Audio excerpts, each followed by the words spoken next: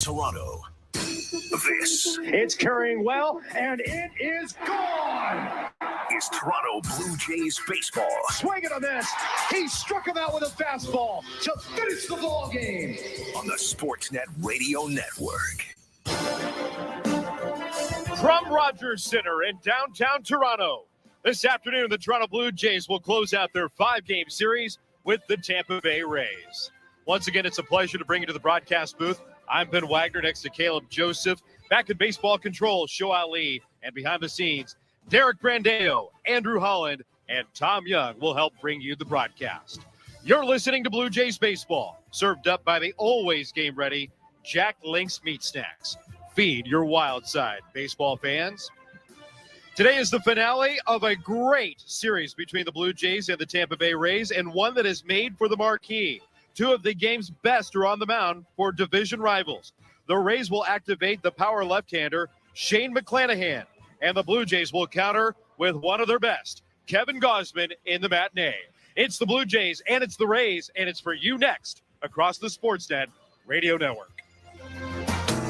Make your next career move with 2 men in a truck. Just like us at Bears Radio, our friends at Office Revolution really get the game. They furnished a global sports marketing agency in Fulton Market that won Crane's coolest offices. They know work is not just about conference rooms. This space has leather couches, bar stools by the tap, and even stadium seating for brainstorming great plays. Office Revolution knows your office represents your culture, brand, and should be a space where the team wants to work. Visit office-revolution.com to see what they can do. Looking for cloud, data, or web help? There's no tech shortage in the room. The Room is a talent community offering highly skilled, ready-to-work talent when you need it. The Room's tech talent is trained to Silicon Valley standards, vetted through a rigorous data-driven process, and individually matched to fit your needs. Find top-tier tech talent fast, just like the kind of people who developed this cool streaming app you're on right now. Visit trytheroom.com/tech.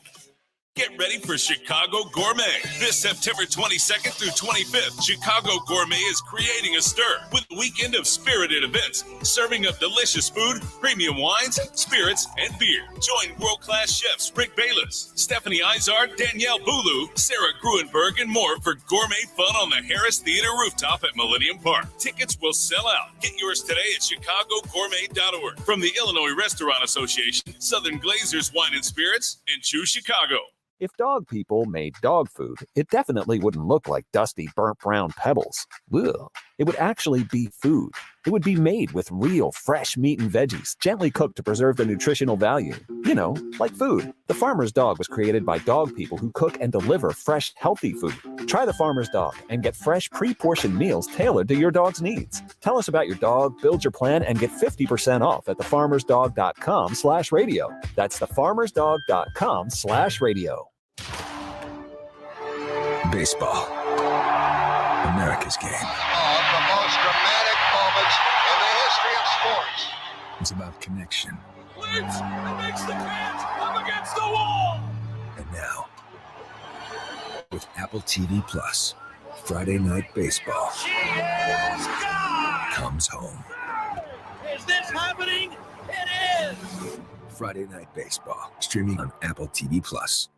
Opportunity and ran with it. I've done that in my career before, but this one feels a little bit more special. It's the AL East. We're in a playoff run. The team really needed me, right? We lost Hunjin.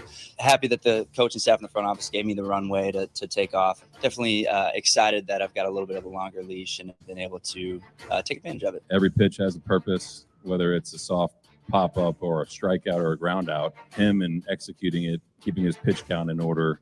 Score dictates a lot too, but him doing what he's been doing allows him to keep going. Ross Stripling was certainly boss Ross last night for the Toronto Blue Jays, rolling through 6 1/3, leading the Blue Jays to a 5-1 win over the Tampa Bay Rays, and a strong reason why since June the Toronto Blue Jays have played their best baseball with him in the rotation, and certainly through the month of August and September, the Blue Jays rolling behind the right-hander and falling right in line with a couple of the power arms, Alek Manoah, Kevin Gausman, who will take the hill in just a couple of moments. Ross Stripling leading the Blue Jays through 6 1/3 of one-run ball last night and had 16 starts in the rotation, replacing Hyunjin Ryu, a 7-3 record and a 247 earned run average. He is a reason that the Blue Jays have a chance to win 4 out of 5 if they can pick up the W in the matinee this afternoon. Welcome to Rogers Center, where we have a pristine sky above. The roof is rolled right back, very comfortable. It feels like fall. It feels like playoff weather, and this is the way that September is designed to feel. As a couple of division rivals will lock up and wrap up their 5-game, 4-day series. The Tampa Bay Rays are 79-63. The Toronto Blue Jays, their best mark above 500, 19 games over at 81-62 on the season. I'm Ben Wagner. Caleb Joseph is here. Let's talk about Ross Stripling and how he teed up this series moving into the finale for Kevin Gausman. This was all by design, Caleb, because the Blue Jays used 2 bullpen days on the road specifically for this series, and those that follow, yes, but they knew the Rays would come in here. They've been playing good baseball, and the Blue Jays pitching staff has absolutely slowed down Tampa Bay. They absolutely had. They did it last night against the Rays. Stripling was just phenomenal. Like you said, how did he do it? He used all of his pitches. Nothing was predictable. 20%, 19, 18, 17%. The usage of all the pitches was just perfectly spread out. He used both sides of the plate. When looking to try and get an at-bat off of him, there's just nowhere to go. You can't really look inside because he throws so much away. You can't look outside because he throws so much in. You can't sit hard or soft. Everything is unpredictable, and it's what makes him so good. The Blue Jays needed a really long quality start from him, and he delivered. And so did the Blue Jays, widening the gap a little bit over the Tampa Bay Rays. And the standings update brought to you by Bet365, the world's favorite sportsbook. 19 games over the 500 mark, 81-62, winning 7 out of the last 10. A reason the Blue Jays have a half-game lead over the Seattle Mariners, who won yesterday over the Padres 6-1, and going head-to-head with the Rays, separating themselves by a game and a half. Still in the wild card conversation, a 4-game lead over the Baltimore Orioles, who will be in town Friday, Saturday, and Sunday, trying to keep their playoff push aspirations very much alive. And that is the first of 2 remaining series head-to-head against the Baltimore Orioles. But also, this is the catapult game into next week in a 4-game series against the Tampa Bay Rays. So a lot of very important baseball in front of the Toronto Blue Jays over the last 2 full weeks of the regular season. Kevin Gausman has just led the Blue Jays onto the field. That means it's time for the starting lineups, brought to you by Timber Mart. Don't strike out on your next home improvement project. Your friends at Timber Mart have the great advice and products you need so you'll get the job done right. Hit it out of the park with Timber Mart, Canada's building center. Kevin Cash and the visiting Rays are just 2-5 on this road trip. Yandy Diaz, the third baseman, will lead off. The right fielder, Randy Arozarena, follows. Wander Franco is back at shortstop. He bats third. Harold Ramirez scored the lone run with the long ball last night. The first baseman bats fourth. Manuel Margot will DH. David Peralta back on the card in left field. He'll hit sixth. Isaac Paredes, the second baseman, bats seventh. Rene Pinto called up from the minor leagues. Active yesterday, starting today behind the plate. Jose Siri will round out the order for the visiting Rays and bat ninth. Shane McClanahan activated off the 15-day injured list against Kevin Gausman. Gausman, a 12-game winner, a .331 earned run average, stretches his arms over his head, nestles against the slab, tugs on the bill of the cap, pulls down on the backside, settles in and looks in and finds Yandy Diaz and delivers today's first pitch. It's a fastball, strike one on the inside corner, and good velocity on. Ready to pop the question? Let your love sparkle with Blue Nile. Blue Nile has helped millions of couples create their perfect engagement ring. Their easy online tools will let you choose the diamond shape, size, and clarity, as well as setting style. Blue Nile's bench jewelers will then handcraft her one-of-a-kind engagement ring, the perfect ring to celebrate your love. Right now, go to BlueNile.com and use code RADIO to save $50 on your purchase of $500 or more with guaranteed free shipping and returns. Just like us at Bears Radio, our friends at Office Revolution really get the game. They furnished a global sports marketing agency in Fulton Market that won Crane's coolest offices. They know work is not just about conference rooms. This space has leather couches, bar stools by the tap, and even stadium seating for brainstorming great plays. Office Revolution knows your office represents your culture, brand, and should be a space where the team wants to work. Visit office-revolution.com to see what they can do. Back to the Grubhub spelling bee. Word is enthusiastic. Repeat in a sentence, please. She was enthusiastic as her Grubhub order of tempura rolls looked and tasted crispy. Enthusiastic. ENSUSHIASTIC. Enthusiastic. On time, lowest price, or we'll make it right. That's the Grubhub guarantee. Terms apply. For details, visit grubhub.com/guarantee. Get ready for Chicago Gourmet. This September 22nd through 25th, Chicago Gourmet is creating a stir with a weekend of spirited events, serving up delicious food, premium wines, spirits, and beer. Join world-class chefs Rick Bayless, Stephanie Izard, Danielle Boulou, Sarah Gruenberg, and more for gourmet fun on the Harris Theater rooftop at Millennium Park. Tickets will sell out. Get yours today at chicagogourmet.org. From the Illinois Restaurant Association, Southern Glazers Wine and Spirits, and Choose Chicago. Business IT Source, an award-winning provider of IT for business, is now part of Computer Center, one of the largest international IT solutions providers in the world. This offers large corporations the best of all worlds, expanded capability with personalized service, including our no-cost stocking and integration, so products arrive on time and ready to deploy. Make Business IT Source and Dell Technologies part of your winning team. Business IT Source, the IT source for your business. Looking for cloud, data, or web help? There's no tech shortage in the room. The Room is a talent community offering highly skilled, ready-to-work talent when you need it. The Room's tech talent is trained to Silicon Valley standards, vetted through a rigorous data-driven process, and individually matched to fit your needs. Find top-tier tech talent fast, just like the kind of people who developed this cool streaming app you're on right now. Visit trytheroom.com/tech. If dog people made dog food, it definitely wouldn't look like dusty, burnt brown pebbles. Ugh. It would actually be food. It would be made with real, fresh meat and veggies, gently cooked to preserve the nutritional value. You know, like food. The Farmer's Dog was created by dog people who cook and deliver fresh, healthy food. Try the Farmer's Dog and get fresh, pre-portioned meals tailored to your dog's needs. Tell us about your dog, build your plan, and get 50% off at thefarmersdog.com/radio. That's thefarmersdog.com/radio. Baseball. America's game. One of the most dramatic moments in the history of sports. It's about connection. Leaps and makes the catch up against the wall. And now, with Apple TV Plus, Friday Night Baseball comes home. Is this happening? It is. Friday Night Baseball, streaming on Apple TV Plus. Fantasy football leagues are won on the waiver wire, and with trades, and with savvy starter sit decisions. The Fantasy Football Today podcast will help you along the way with the best advice on how to manage your team and dominate your league.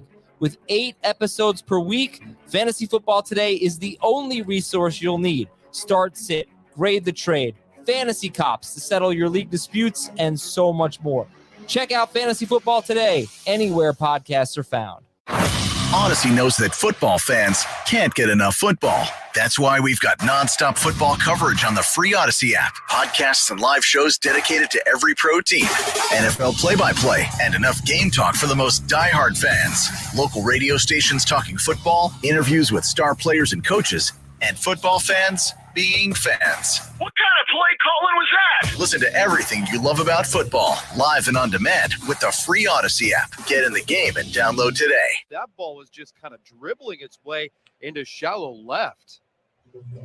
That was a very awkward finish to that play. Yeah, I watched the whole play, Ben, as it goes down into that left field corner. Oh, okay, I see what happened. So there's a fan that reached out down the left field line and deflected the ball with his glove. Witt was racing down, grabbed the ball, and was about to throw it, realizing the umpires had their hands up, and then he tried to stop the throw, which had that little gator arm action, and the ball was just fluttering in left field there for a minute. Aha.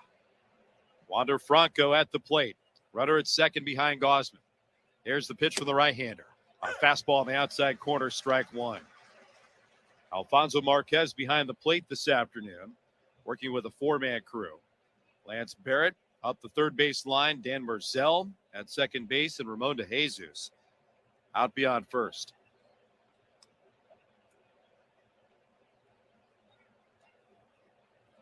The 0-1. Swing and a miss. Good fastball on the top part of the zone. Franco behind 0-2. Franco just recently activated last Friday by the Tampa Bay Rays. He missed significant time, more than 6 weeks after breaking his hamate bone. Had surgery to get it removed.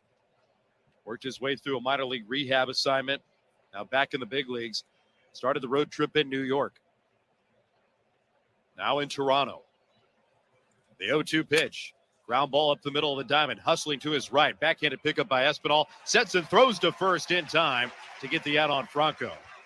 Arozarena will take third base on the grounder in the middle. 2 down. Another really good split from Gausman there. It's down and away. Gets Franco out on that front foot. The classic rollover. I like the stuff from Gausman. Split looks like it has some really nice downward action. The heater has some really good late life. Would love to see him kind of mix in a slider here and there. I feel like when he gets that slider going earlier in the game, it just sets up nicely to protect that split.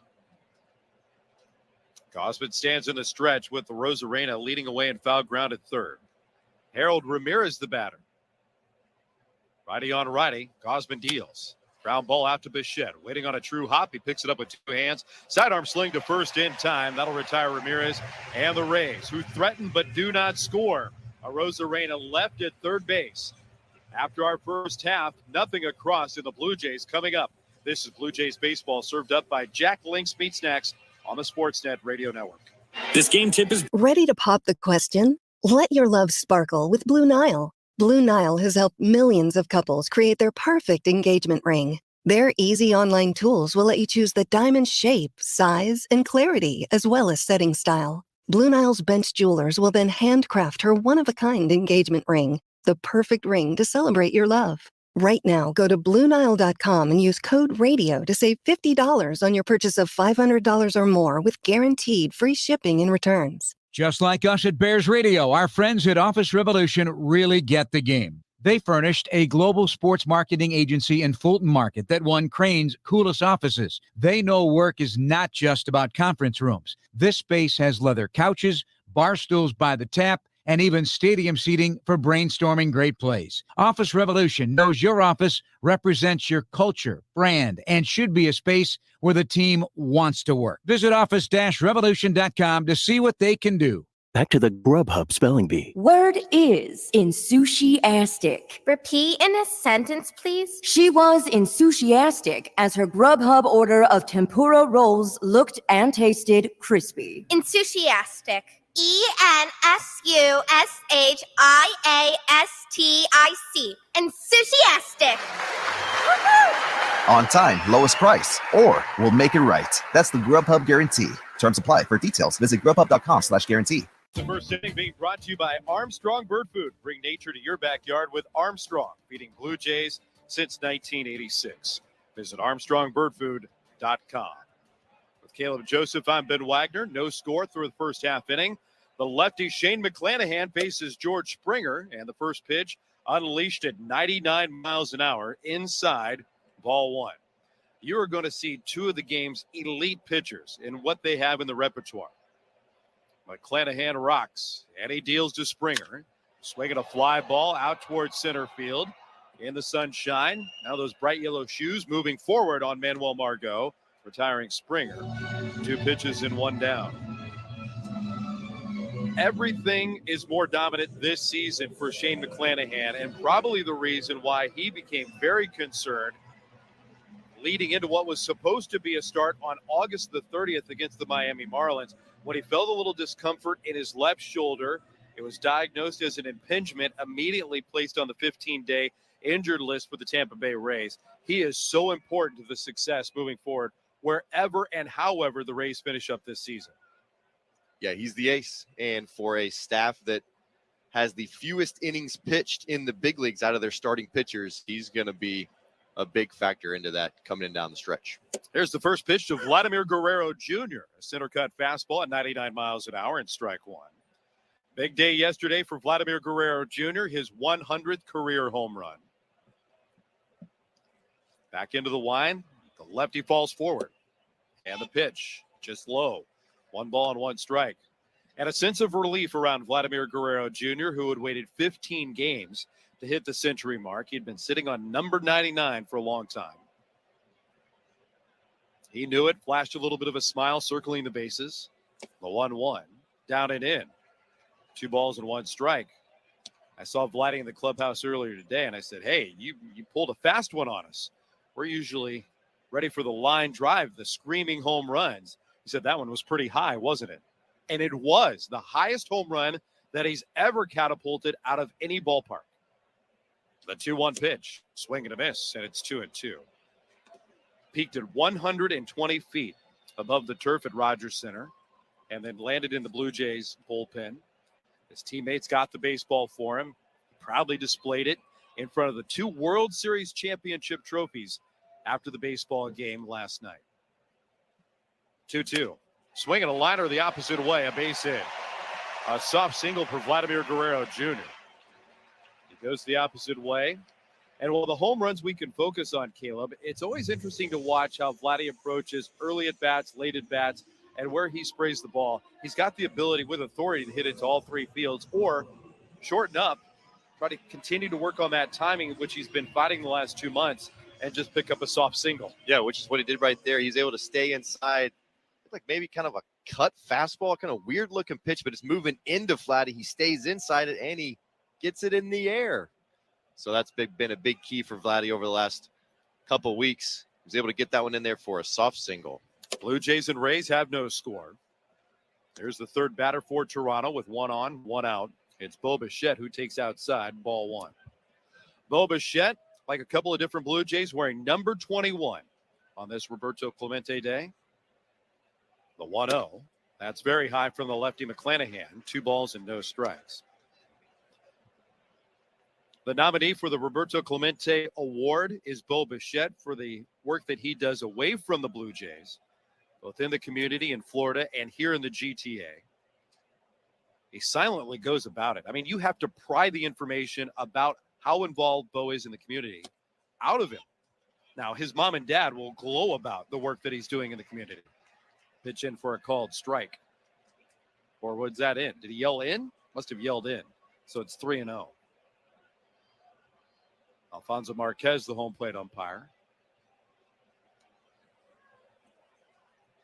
Runner at first, the 3-0. Fastball poured over for a called strike. Now it's 3-1. In the greater St. Petersburg area where Bo calls home, and he grew up there and he still lives there in the offseason, he orchestrates a number of community initiatives, including Jocks and Cops, where they bring police officers and youth in the community together. The 3-1 swung on a tapped off foul at the plate into the glove of Rene Pinto. Counts 3-2.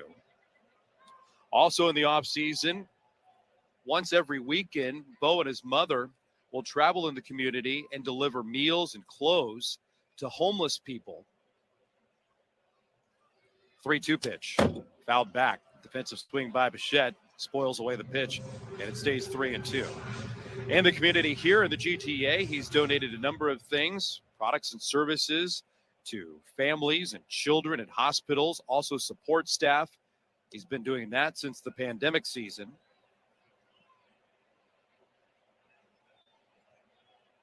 And you're never going to see it on social media either.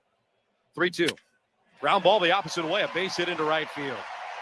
Station to station for Guerrero. Singles the opposite way against McClanahan. Have 2 on for the Blue Jays.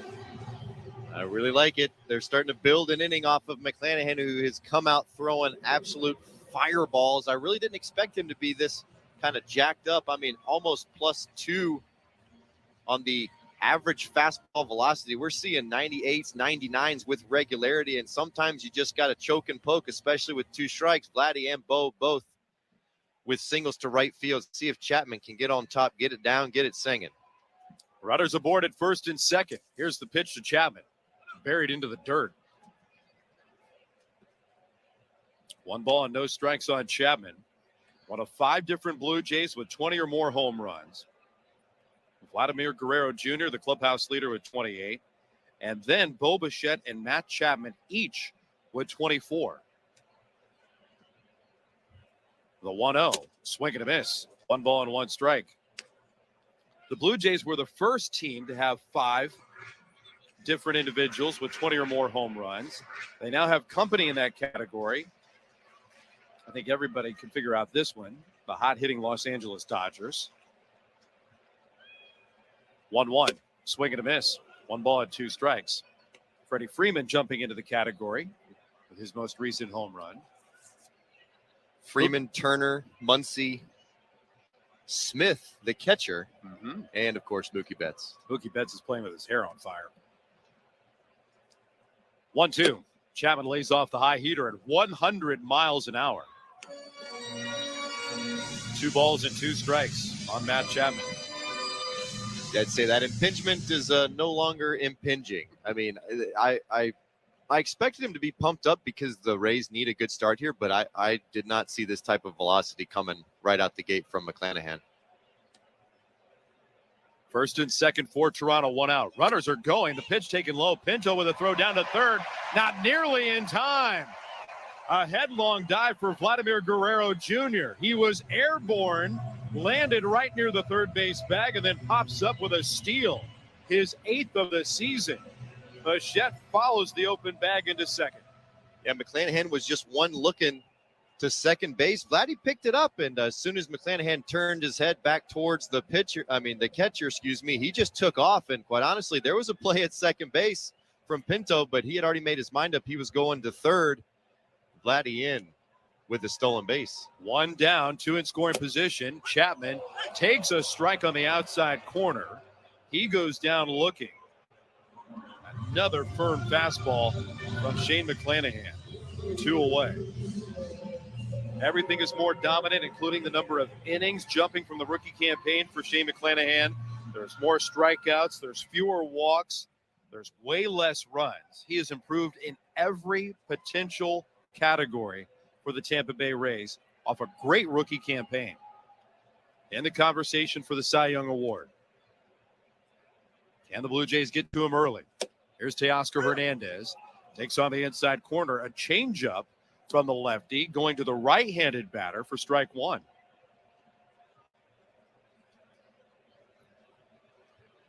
Teoscar is the 5th of 5 straight batters in this lineup with 20 or more home runs. The 0-1, fouled away at the plate, rattles the mask of Rene Pinto. It pops off the skull cap, and it's 0-2 on Hernandez. You know what this outing feels like to me? It feels like he knows he's got an X limit, which might be 70, 75 pitches, and almost like he's treating it as if it's a relief appearance. You know how relievers come in and they're just absolutely gassing it? I mean, his motion looks like he's going to leave it all out there for 70 pitches, holding nothing back. Here's the pitch. Hernandez hits it in the air out to deep right field. Arozarena backpedaling, finding the sun there to make the catch and retire the side. Hernandez tried to go the opposite way. It hangs up for Arozarena. The Blue Jays threaten, do not score. No runs, a couple of singles. Runners left at second and third, and we're off to the second with nothing across. This is Blue Jays baseball served up by Jack Link's Meat Snacks on the Sportsnet Radio Network. Ready to pop the question? Let your love sparkle with Blue Nile. Blue Nile has helped millions of couples create their perfect engagement ring. Their easy online tools will let you choose the diamond shape, size, and clarity, as well as setting style. Blue Nile's bench jewelers will then handcraft her one-of-a-kind engagement ring, the perfect ring to celebrate your love. Right now, go to BlueNile.com and use code RADIO to save $50 on your purchase of $500 or more with guaranteed free shipping and returns. Just like us at Bears Radio, our friends at Office Revolution really get the game. They furnished a global sports marketing agency in Fulton Market that won Crane's coolest offices. They know work is not just about conference rooms. This space has leather couches, bar stools by the tap, and even stadium seating for brainstorming great plays. Office Revolution knows your office represents your culture, brand, and should be a space where the team wants to work. Visit office-revolution.com to see what they can do. What would you do with an extra 20 hours a week? How about 40? Get part-time or full-time help with a virtual assistant from the room. Trusted by entrepreneurs, executives, even busy families, The Room's virtual assistants are trained, vetted through a rigorous data-driven process, and matched to fit your needs. Work smarter, delegate more, and get your time back. You have a lot more programs to listen to.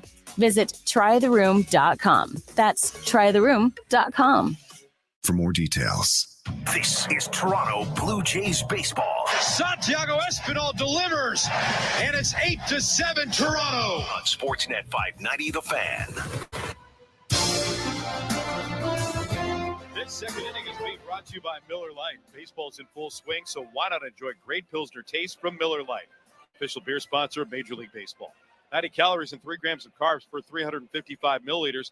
Must be legal drinking age. Major League Baseball trademarks used with permission.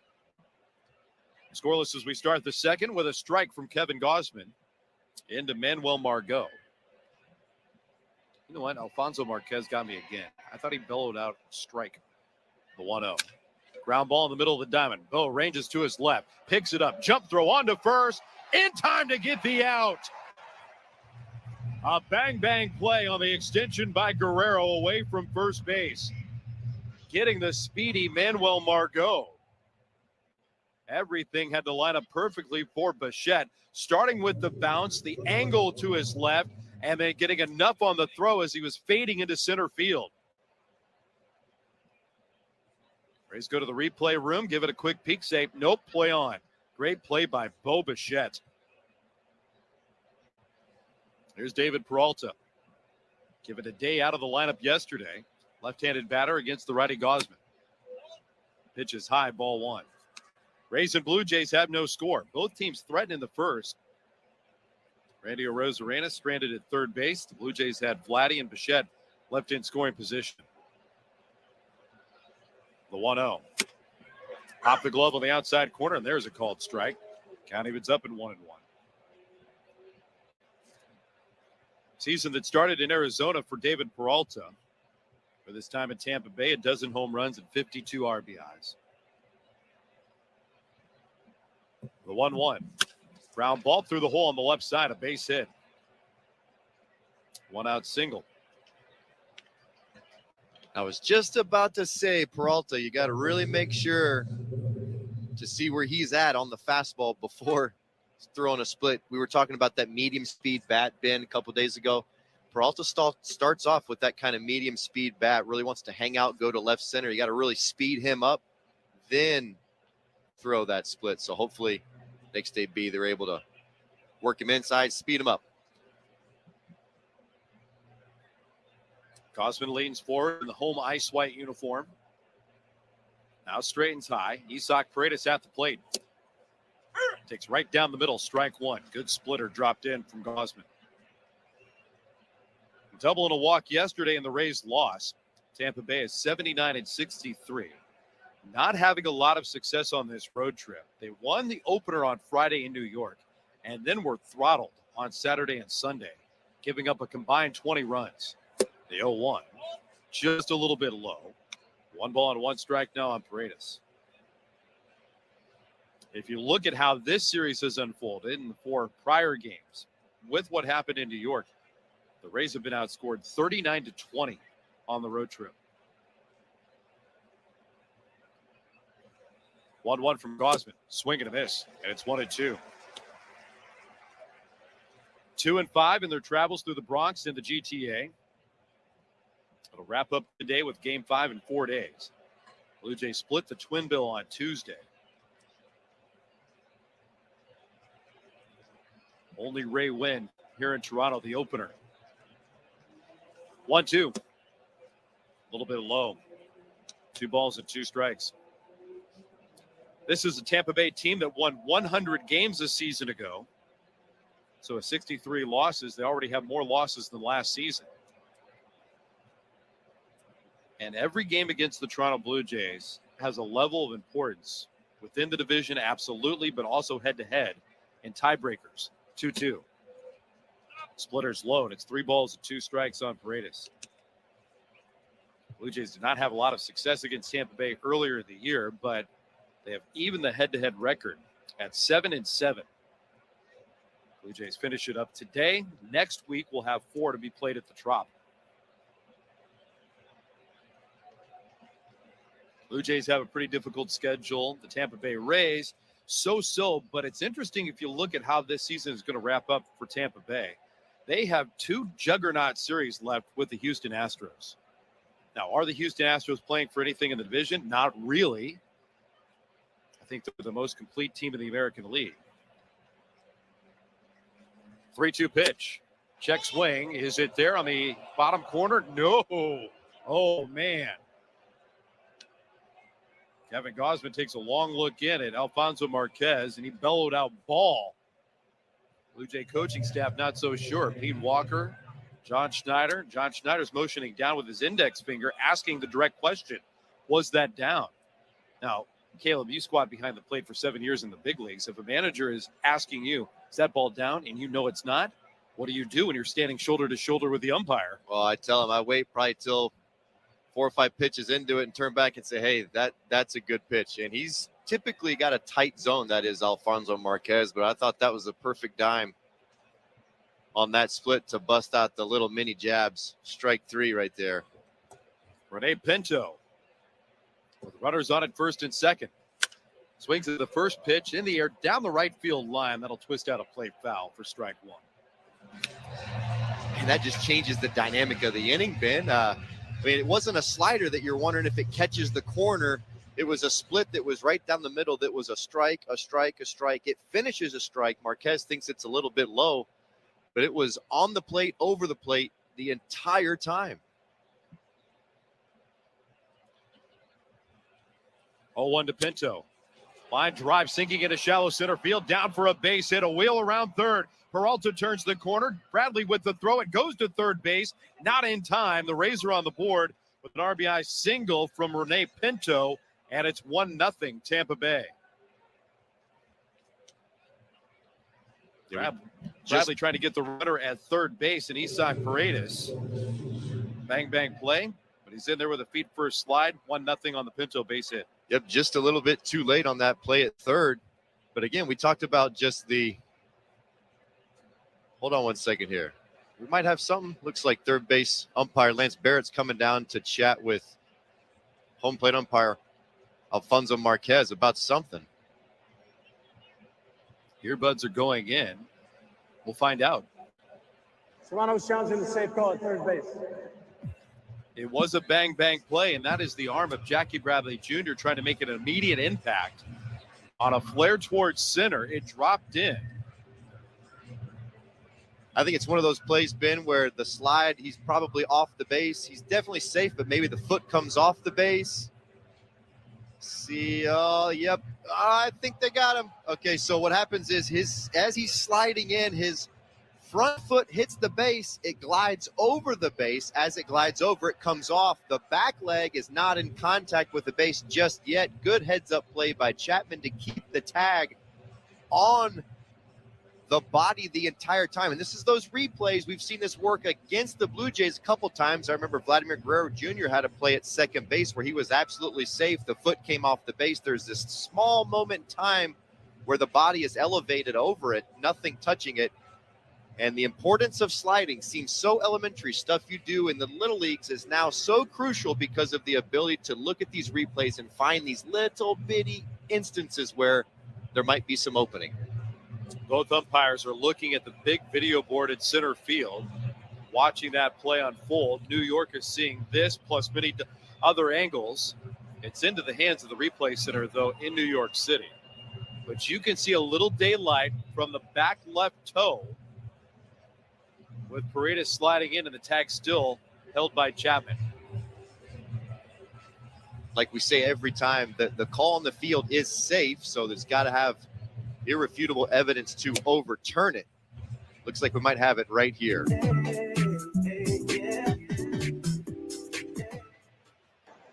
After review, the call stands. The runner is safe. Toronto will lose their challenge. Wow. The Blue Jays lose the challenge in the second inning.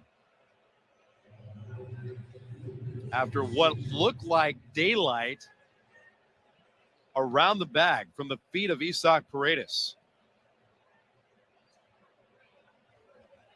I mean, it looked irrefutable to me, but we are in Toronto. We're not in New York.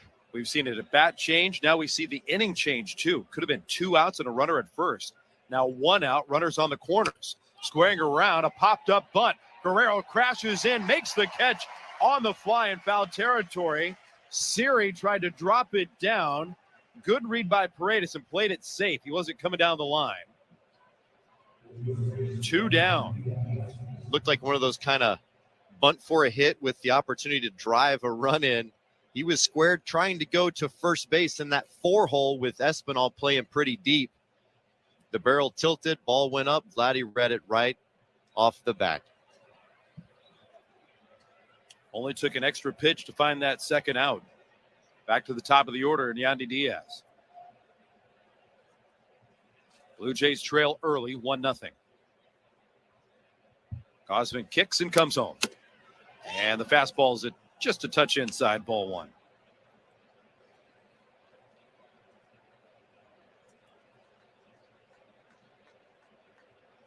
Outfield lined up pretty much straight away with Merrifield, Bradley, and Hernandez. The diamond is deep on the left side. Espinal shaded slightly towards the middle. The pitch. Cracked away, foul off the plate. 1 ball and 1 strike on Yandy Diaz. We're in the Crown Rust Protection broadcast booth this afternoon. Protect your vehicle with Crown, Canada's #1 rust protection. Book your appointment today. Crown, protect, maintain, save.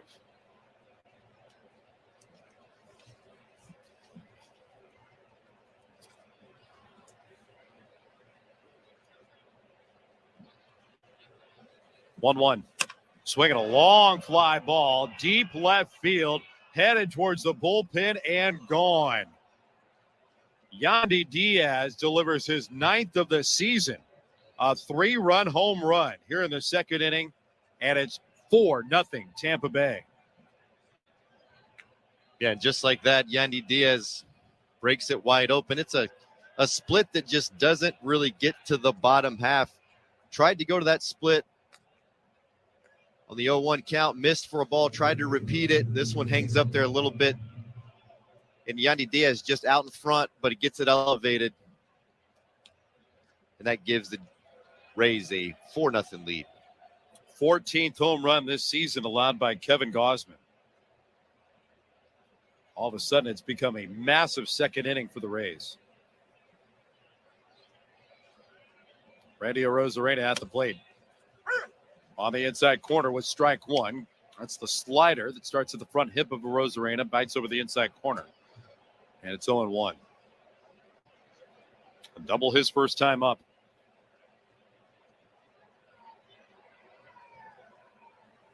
Oh, 1. Spins over for a called second strike. I just can't help but going back to that walk to Paredes. I was thinking the same thing. It just, retrospect and all that stuff, but it would have been 2 outs, runner at first. And you got to think that the whole dynamic of that inning changes. And it wasn't even a borderline pitch. The entire ball was inside the box, and it wasn't like clipping on the way in or on the way out. It was just strike, strike, strike, strike, blink, ball for ball 4. 0-2 to Arozarena. That's hit high and deep up the left field line, twisting towards the corner and foul. Shy of the wall, went off the angled wall in foul territory. Yandy Diaz, 3-run home run, making it 4-0 Tampa Bay.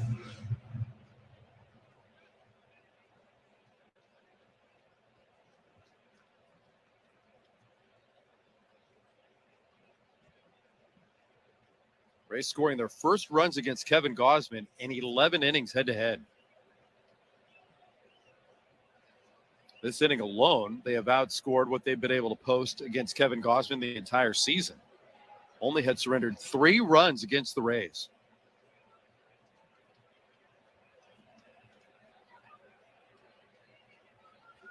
Oh, 2. Fouled away at the plate. That's right. 3 starts for Gausman against the Rays. Only 3 earned runs. 17 innings pitched. And remember, even one of those starts was that line drive off the foot that he had to exit early. It's a great matchup. The Rays in general do not like the right-handed split. The one to Diaz just had that side-to-side movement. It kind of hangs up there, acts as kind of a dead fish changeup.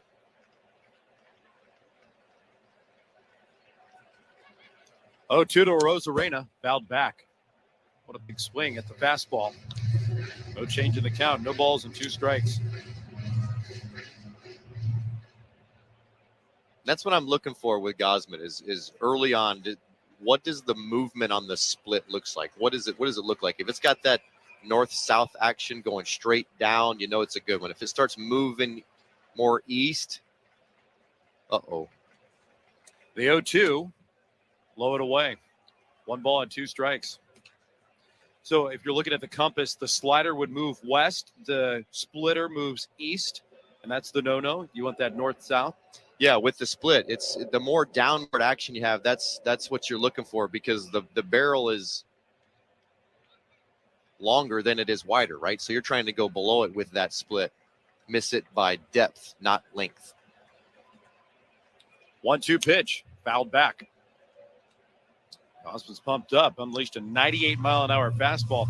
That's one of the best velocities we've seen from Gausman all season long. Yeah, there was probably 3 or 4 starts ago some questions about the velocity, and he just responded, it's a long season, man. So he knows, he's been around a long time, knows that reserve level. Looks like he's dipping into it a little bit right here. His 40th pitch of the afternoon. Hooked foul. Up the line and left. 1 ball and 2 strikes. 40 pitches, 29 strikes for the right-hander, Kevin Gausman.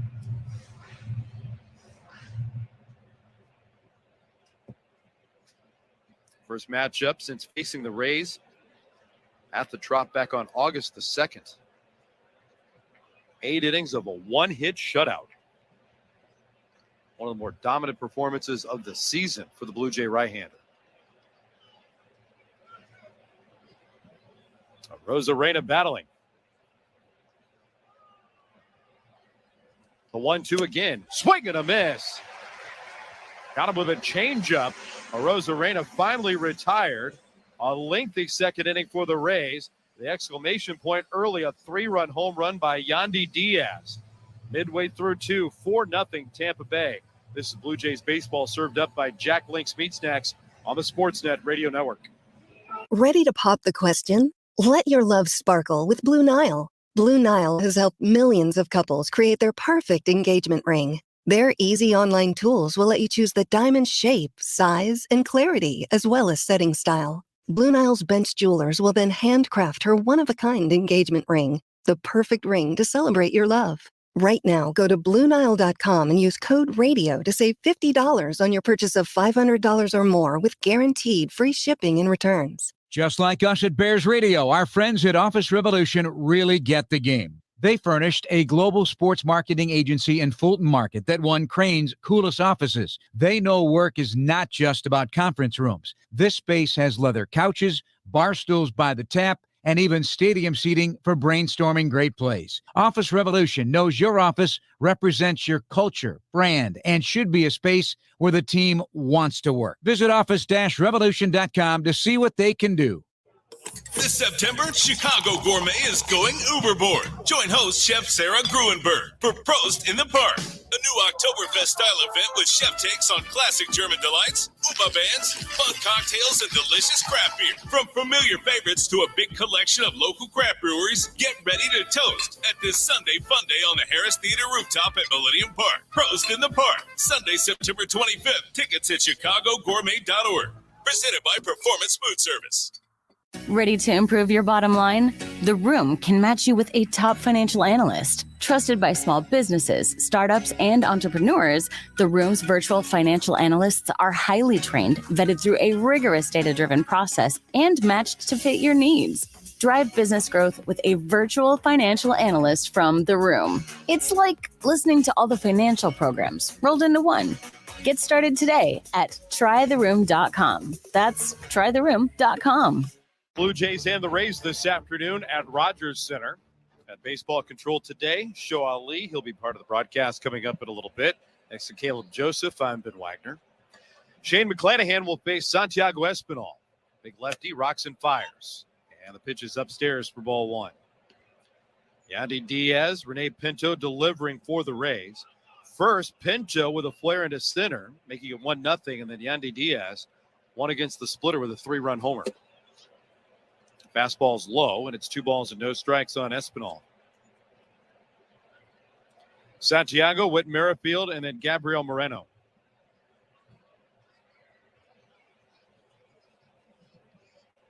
The 2-0. Fastball hit up the right field line towards the corner. Arozarena lopes over, and he makes the catch. A stride away from the screen, then hits the retaining wall, falls into the net, holding on, out number 1. That's a difficult play for any outfielder to make, let alone Arozarena. Turning back, finding the sun a little bit, having the footwork lined up. That low wall hit him right on the thigh. But he held on for the out. 1 down.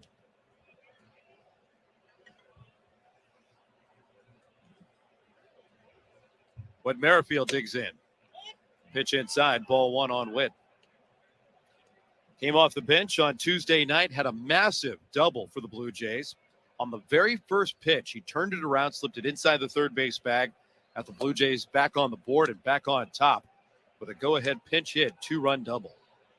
Takes down and inside. It's 2 balls and no strikes. By far and away, the biggest hit that Whit has had as a Blue Jay. The 2-0. Fastball fouled away over the first base dugout for strike 1.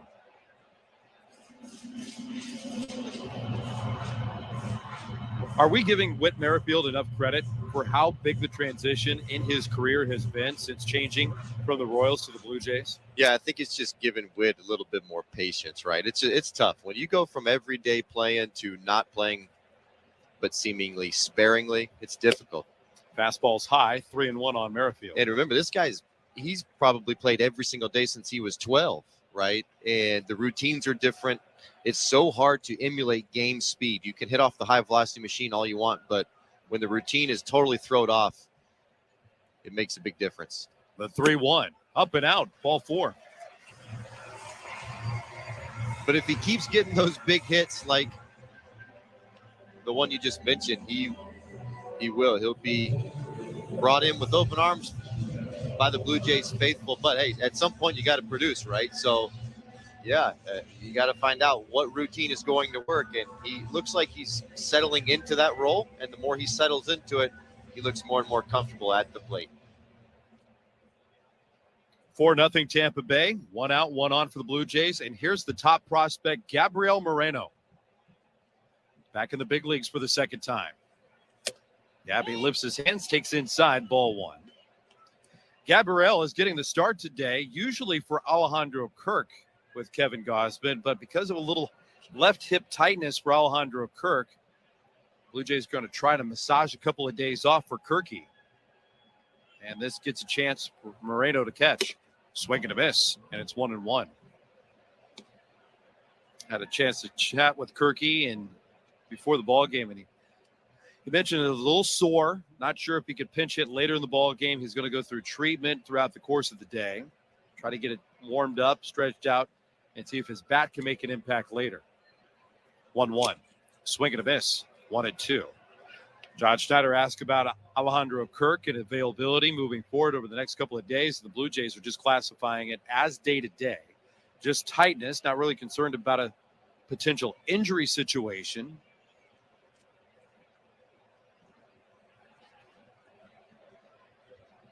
Step and a lob over to the bag at first. Chases back Merrifield.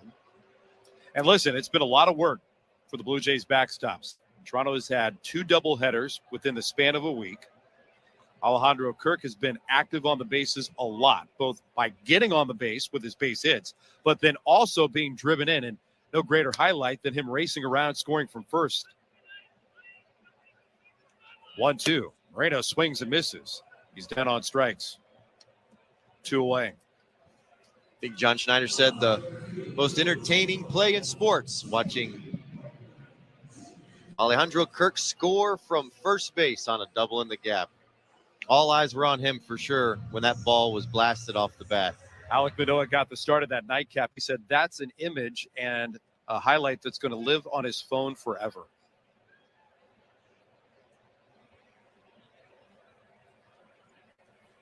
There's Jackie Bradley Jr. He'll take a pitch on the top part of the zone. That's the slider from the lefty, Shane McClanahan.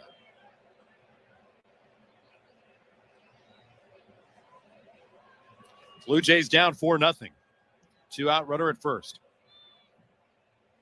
The pitch, swing and a miss. Went right back to it. Bradley in the hole, 0-2.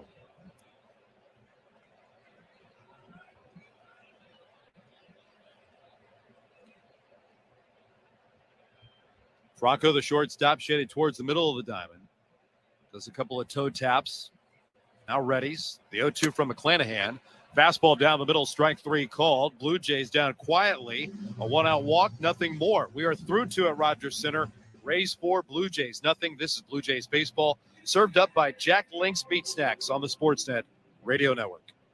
Every All-Star. Ready to pop the question? Let your love sparkle with Blue Nile. Blue Nile has helped millions of couples create their perfect engagement ring. Their easy online tools will let you choose the diamond shape, size, and clarity, as well as setting style. Blue Nile's bench jewelers will then handcraft her one-of-a-kind engagement ring, the perfect ring to celebrate your love. Right now, go to BlueNile.com and use code RADIO to save $50 on your purchase of $500 or more with guaranteed free shipping and returns. Just like us at Bears Radio, our friends at Office Revolution really get the game. They furnished a global sports marketing agency in Fulton Market that won Crane's coolest offices. They know work is not just about conference rooms. This space has leather couches, bar stools by the tap, and even stadium seating for brainstorming great plays. Office Revolution knows your office represents your culture, brand, and should be a space where the team wants to work. Visit office-revolution.com to see what they can do.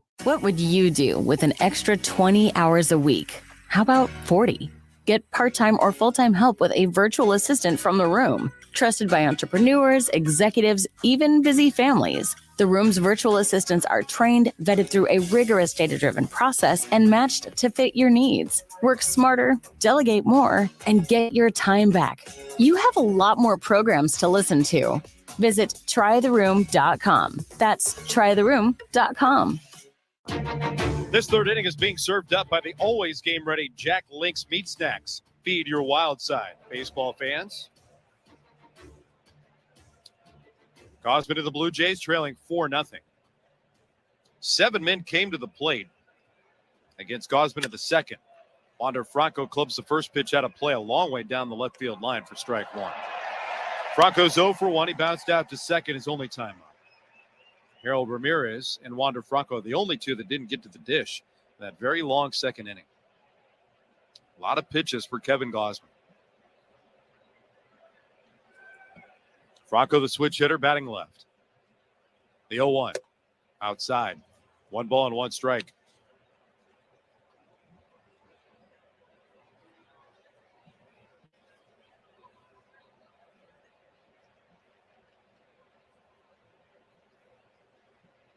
One.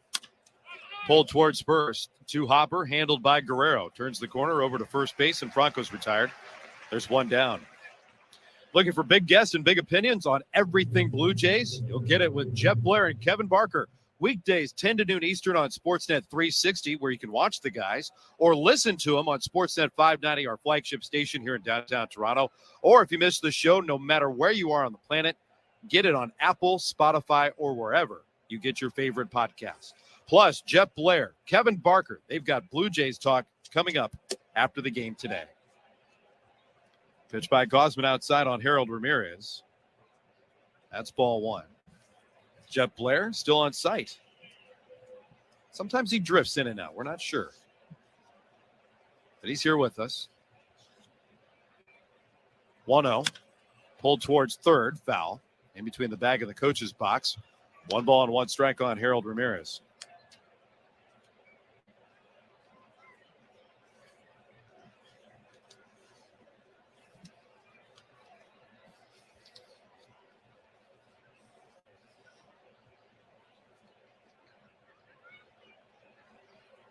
Gosman straightens and deals the 1-1. Swing and a miss.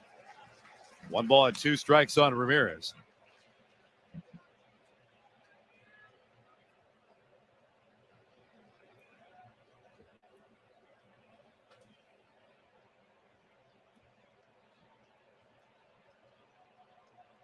One, two. Swing and a miss. High fastball. Ramirez couldn't reach it. A strikeout for Gosman. It was 97 at the top of the zone, and I like the second strike pitch. It was a slider down and away. Took Harold's eyes a little bit down and away. He took it, forced him to kind of look out over the plate a little bit, and then Gosman zips him up with that 97-mile-an-hour fastball right at the top of the triangle. That was a nice sequence right there. Manuel Margot, the batter. First pitch, a slider a little bit outside. That's ball 1.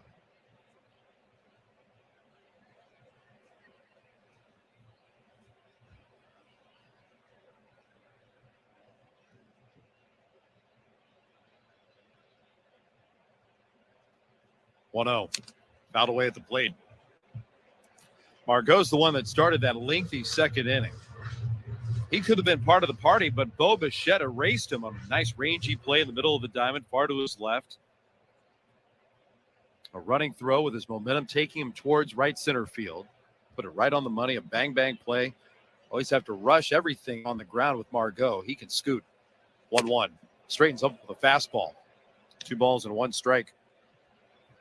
He is. He's a good-looking player. He's a little pesky guy. On the season, 301 average, 3 homers and 39 RBIs. Missed some significant time with injury, but he's been a really good pickup. He just handles the bat. He lets the ball travel with 2 strikes. He's hard to strike out. He's got speed. Does a lot of things correctly. The 2-1. Swing and a miss, and it's 2-2. By far and away the best average season that Manuel Margot has had in the big leagues, and it goes all the way back to his early days with the Padres back in 2016. He's had bigger seasons with pop. Always a threat to run. Real nice player. The 2-2. Flick back out of play, foul. First full season with the Tampa Bay Rays back in 2021. Played in 125 games. Played in 47 out of the 60 during the pandemic season. In the outfield with the Padres, 17, 18, and 19, nearly every day.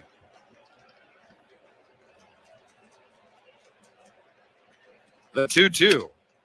Fastball high and tight. Right past the knuckles to move the count to 3-2.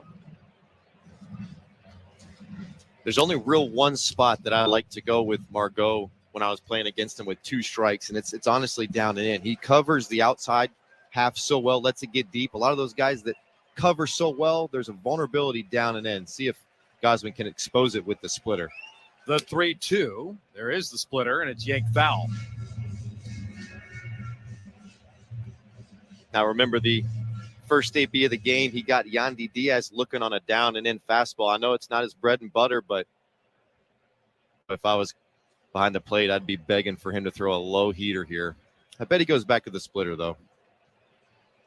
Moreno sets the target. It's on the outside. The 3-2. Swing and a miss. Got him with a fastball. Challenged him, poured it right past. A strikeout for Gosman, and he rebounds after a lengthy second with a 1-2-3 third, including his 3rd and 4th strikeouts of the day. Midway through 3, 4-0 Tampa Bay. This is Blue Jays baseball served up by Jack Link's Meat Snacks on the Sportsnet Radio Network. Ready to pop the question? Let your love sparkle with Blue Nile. Blue Nile has helped millions of couples create their perfect engagement ring. Their easy online tools will let you choose the diamond shape, size, and clarity, as well as setting style. Blue Nile's bench jewelers will then handcraft her one-of-a-kind engagement ring, the perfect ring to celebrate your love. Right now, go to BlueNile.com and use code RADIO to save $50 on your purchase of $500 or more with guaranteed free shipping and returns. Just like us at Bears Radio, our friends at Office Revolution really get the game. They furnished a global sports marketing agency in Fulton Market that won Crane's coolest offices. They know work is not just about conference rooms. This space has leather couches, bar stools by the tap, and even stadium seating for brainstorming great plays. Office Revolution knows your office represents your culture, brand, and should be a space where the team wants to work. Visit office-revolution.com to see what they can do. What would you do with an extra 20 hours a week? How about 40? Get part-time or full-time help with a virtual assistant from The Room. Trusted by entrepreneurs, executives, even busy families. The Room's virtual assistants are trained, vetted through a rigorous data-driven process, and matched to fit your needs. Work smarter, delegate more, and get your time back. You have a lot more programs to listen to. Visit trytheroom.com. That's trytheroom.com. Food and drink. This is Toronto Blue Jays baseball. The Toronto Blue Jays storm from behind, erasing a 6-run deficit On Sportsnet 590 The Fan. Bottom three, but the top of the card for the Blue Jays, who are chasing 4 early runs scored by the Rays today.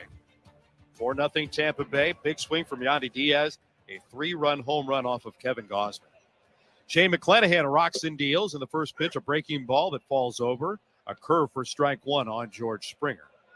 Springer's 0 for 1. Fly to center is only time up. Vladdy and Bo set to follow. The 0-1. Fouled away at the plate. No balls and 2 strikes. Nice to see George Springer back in the lineup today. We saw a couple of winces from George. Couple of big swings, couple of swings where he tried to stop the swing. At one point last night, even dropped the bat. Midway trying to hold up that swing.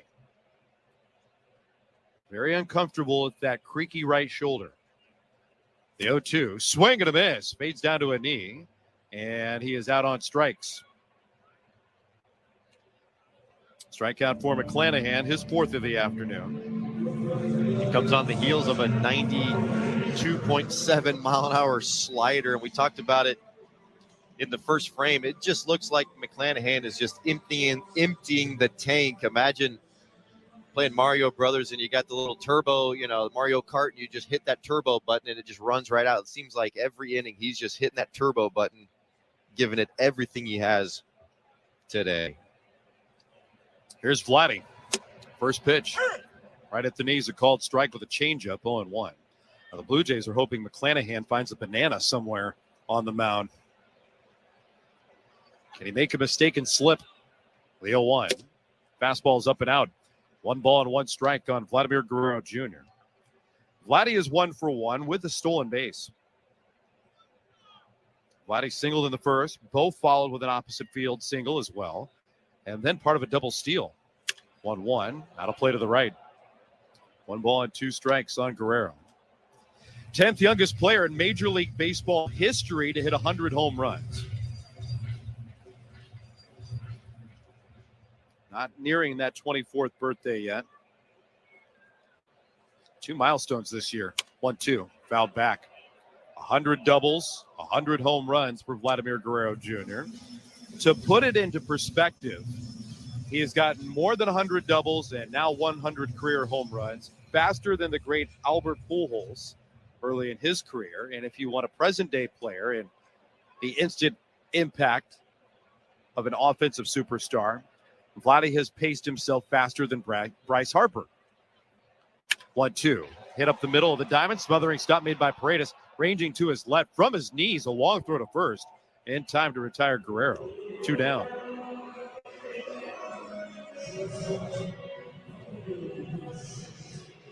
Here comes Bo Bichette. Bo is the Roberto Clemente Award nominee for his endeavors away from the diamond, serving the greater good.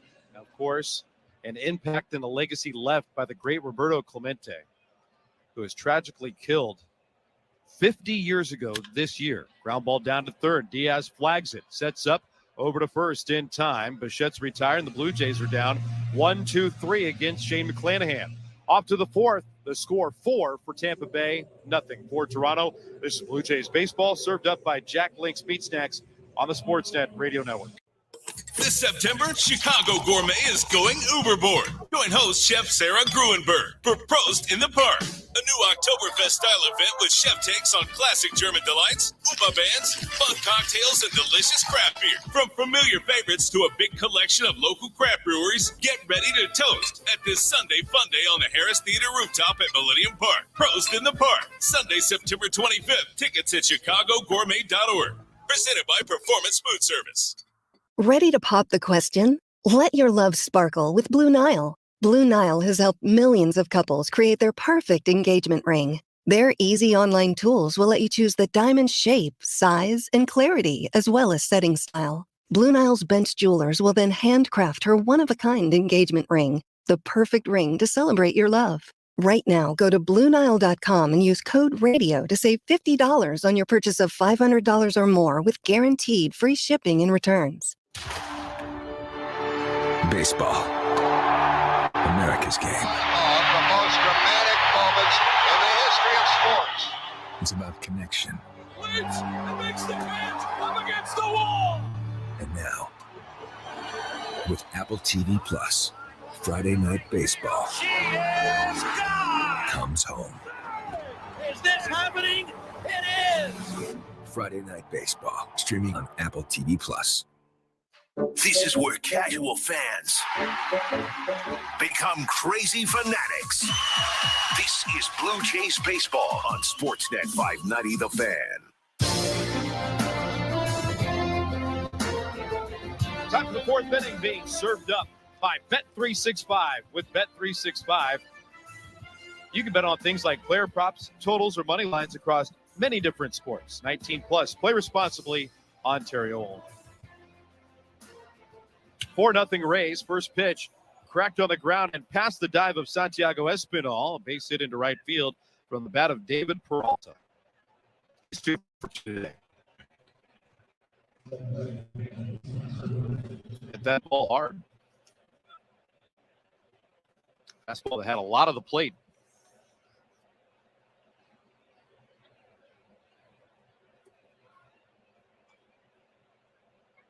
Handful of Blue Jays today are wearing number 21, and we've mentioned Roberto Clemente Day across Major League Baseball. Everybody is wearing a patch today, coaches, support staff, and the players on the field. You can choose to wear number 21. Isak Paredes at the plate.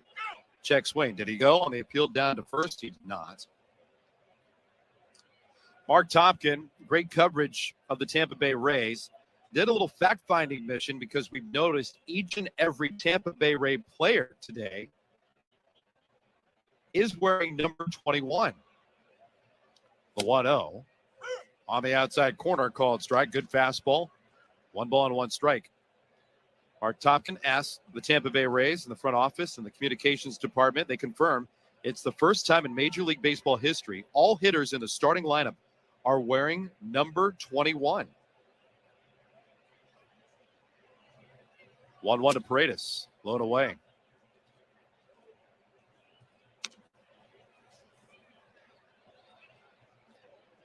All hitters in the starting lineup are Latin American and on this Roberto Clemente Day. How about that?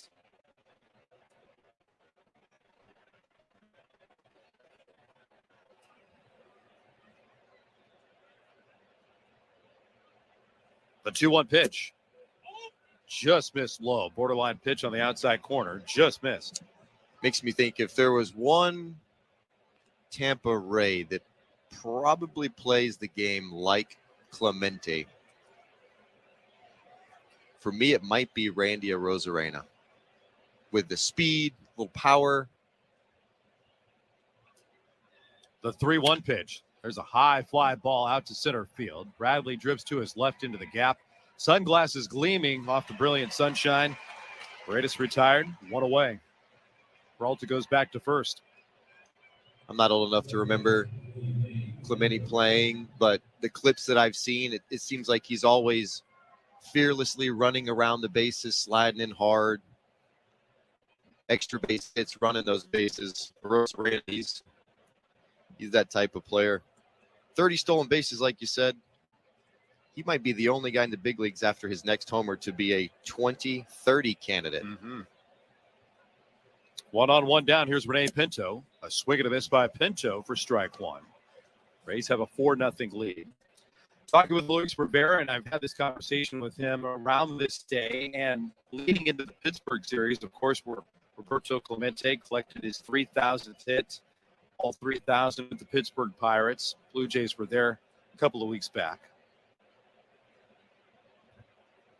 0-1. Popped up off the fist. Foul ground, first base side. Guerrero with his back to the diamond gets to the screen. Won't have a play. It's into the second row. 0-2. He remembers the day that news started to arrive in Puerto Rico about the tragic crash. The plane went down just off the shores when Roberto Clemente was doing his humanitarian work. And that plane went down on New Year's Eve into New Year's Day of 1972.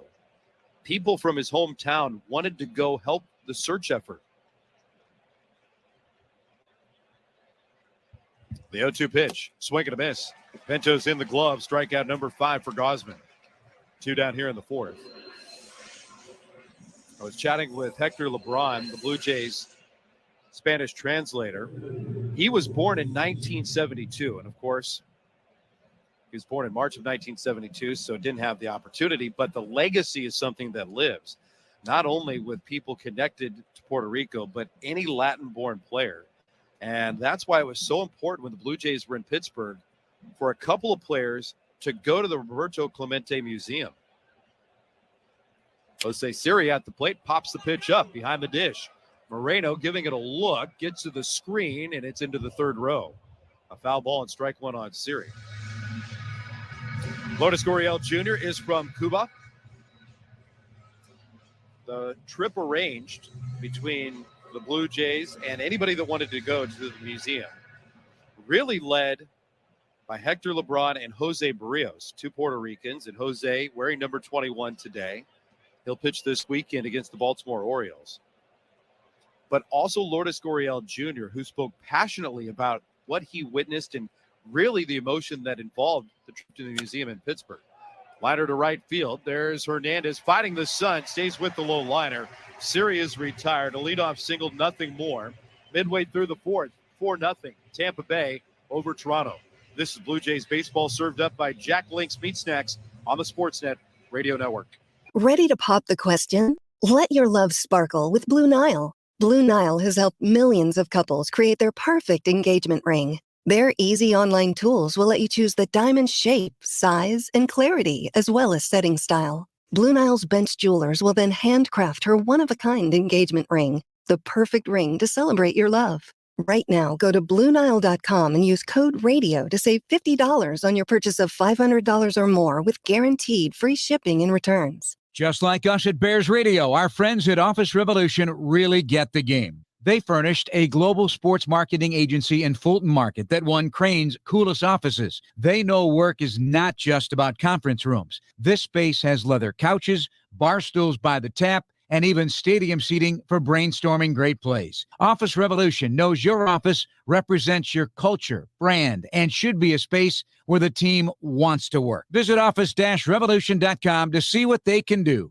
Get ready for Chicago Gourmet. This September 22nd through 25th, Chicago Gourmet is creating a stir with a weekend of spirited events, serving up delicious food, premium wines, spirits, and beer. Join world-class chefs Rick Bayless, Stephanie Izard, Danielle Boulou, Sarah Gruenberg, and more for gourmet fun on the Harris Theater rooftop at Millennium Park. Tickets will sell out. Get yours today at chicagogourmet.org. From the Illinois Restaurant Association, Southern Glazers Wine and Spirits, and Choose Chicago.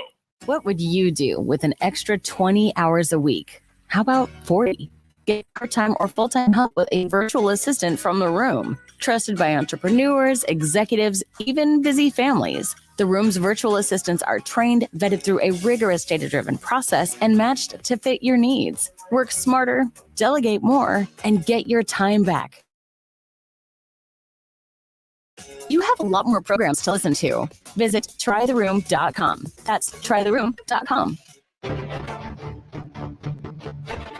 Matt Chapman, Teoscar Hernandez, Santiago Espinal batting here in the home fourth inning. Blue Jays being shut out on 2 hits, trailing 4-0. Shane McClanahan, the big left-hander, rocks, comes home with the first pitch, and it's over for strike one. Blue Jays' best chance to score in the first. Runners at first and second after singles by Guerrero and Bichette. Double steal, but then a strikeout of Chapman. Then Hernandez retired. Ground ball deep in the hole at short. Backhanded by Franco. Long, strong throw in time. Chapman retired. Out-of-town scoreboards are brought to you by St. Louis Bar and Grill. Game on, Canada. Help us celebrate 30 devilishly good years of being your Blue Jays headquarters. Join us for wings, beer, cocktails, and more. We've got all the bases covered. Download the new app or visit stlouiswings.com for more details. Always devilishly good.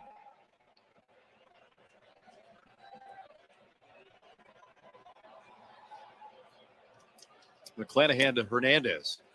Fastball is low, ball one. Only a couple of ball games this afternoon. Blue Jays are one of the two. Light slate across Major League Baseball here on this Thursday. 1-0. In the air, out to right field. Lazy fly ball. Rosarena drifts towards the corner. Play room, 2 away. St. Louis Bar and Grill out-of-town scoreboard with these matchups. The Marlins will entertain the Philadelphia Phillies. Athletics are in the Lone Star State against the Astros. The Pittsburgh Pirates on this Roberto Clemente Day will play later on at Citi Field. Two great franchises playing homage to two great trailblazers.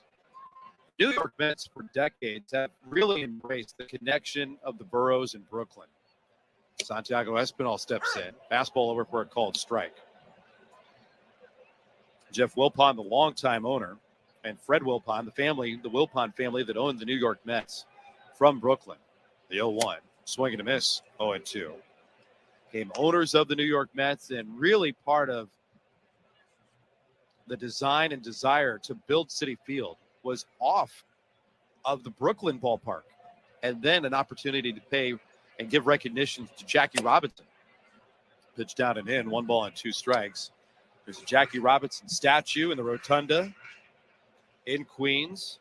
And then, of course, Roberto Clemente, who played his career until tragically dying, played for the Pittsburgh Pirates. They meet tonight. 1-2, fouled back. 1-2.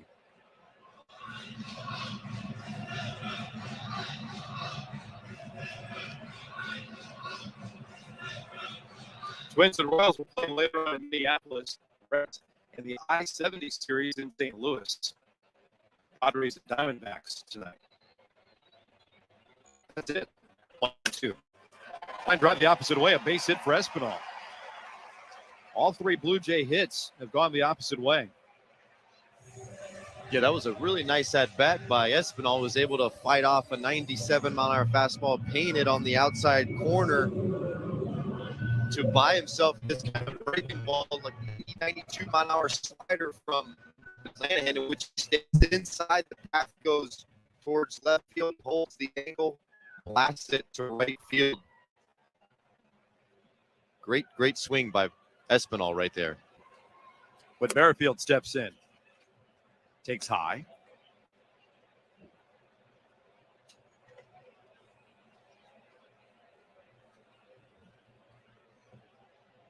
McClanahan stands at the stretch. Quick peek at first out of the plate.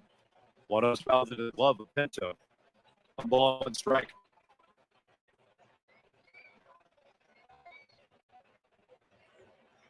Great season for the big left-hander. Shane McClanahan only improving a .220 earned run average. A day that started sandwiched between 2 former Cy Young Award winners in Tampa Bay. Pitch is down and in, and it's 2-1.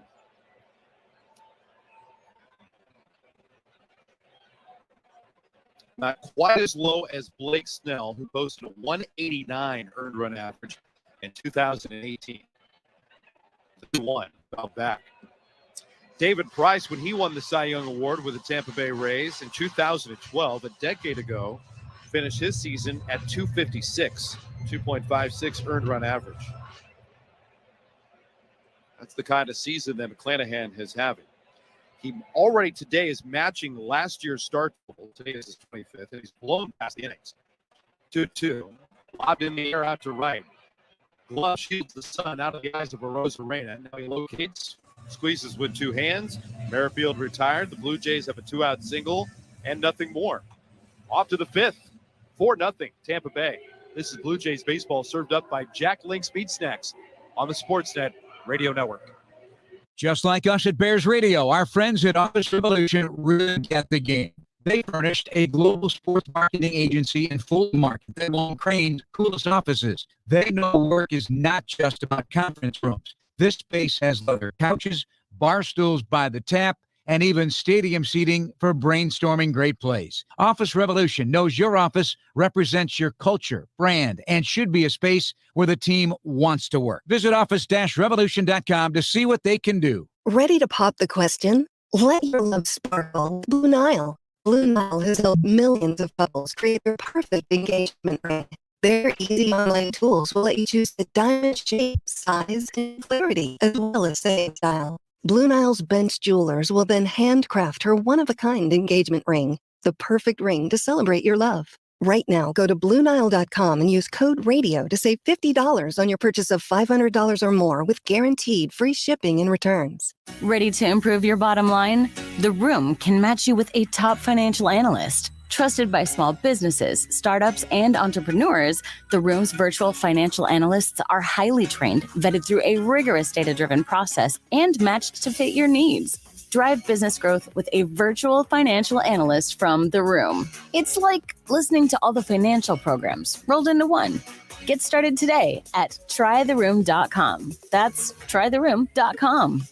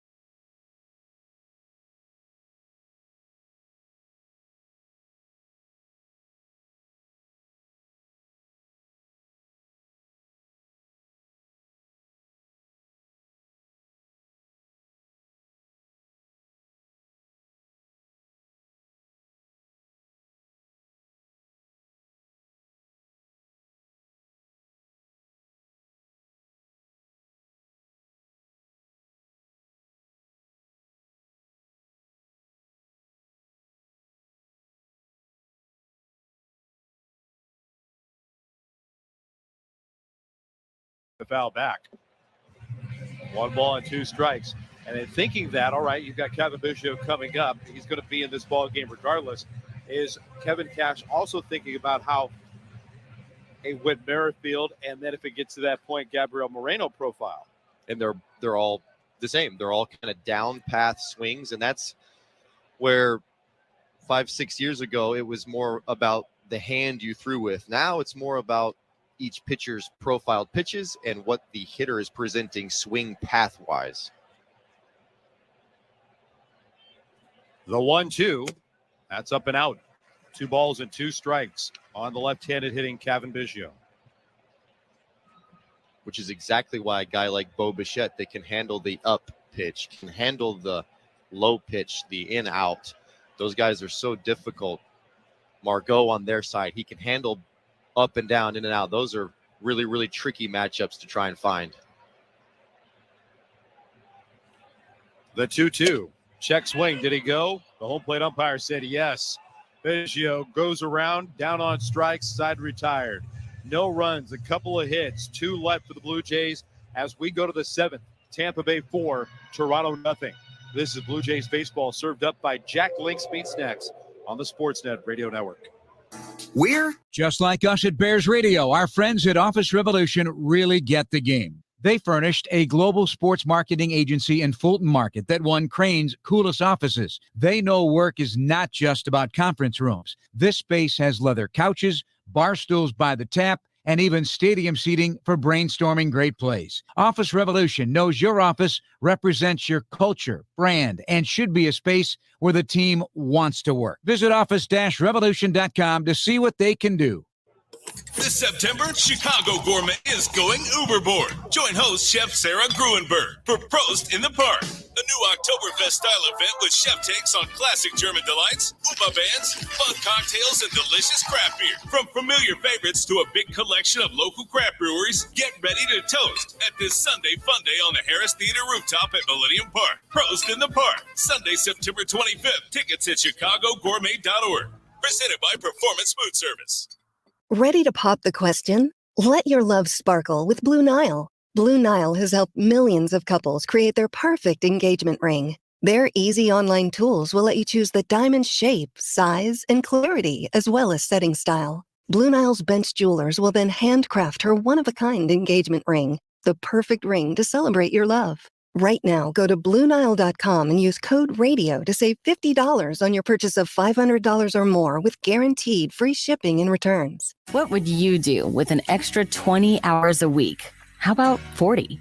Get part-time or full-time help with a virtual assistant from The Room. Trusted by entrepreneurs, executives, even busy families. The Room's virtual assistants are trained, vetted through a rigorous data-driven process, and matched to fit your needs. Work smarter, delegate more, and get your time back. You have a lot more programs to listen to. Visit trytheroom.com. That's trytheroom.com. Top of the 7th inning, Isaac Paredes, Renee Pinto, and Jose Siri, the 7, 8, and 9 batters to face Kevin Gausman, who continues to twirl, retiring 13 consecutive Rays. But down 4-0 as he starts the 7th. The pitch. Fastball at 94 miles an hour in there for strike 1 on Pinto. This is the 9th time this season that Kevin Gausman has reached or passed the 7th inning.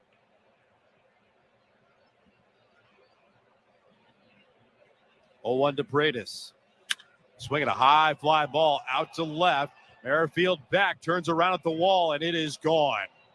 The second home run of the afternoon for the Tampa Bay Rays comes off the bat of Isaac Paredes, his 19th of the year, and it's 5-0 Tampa Bay.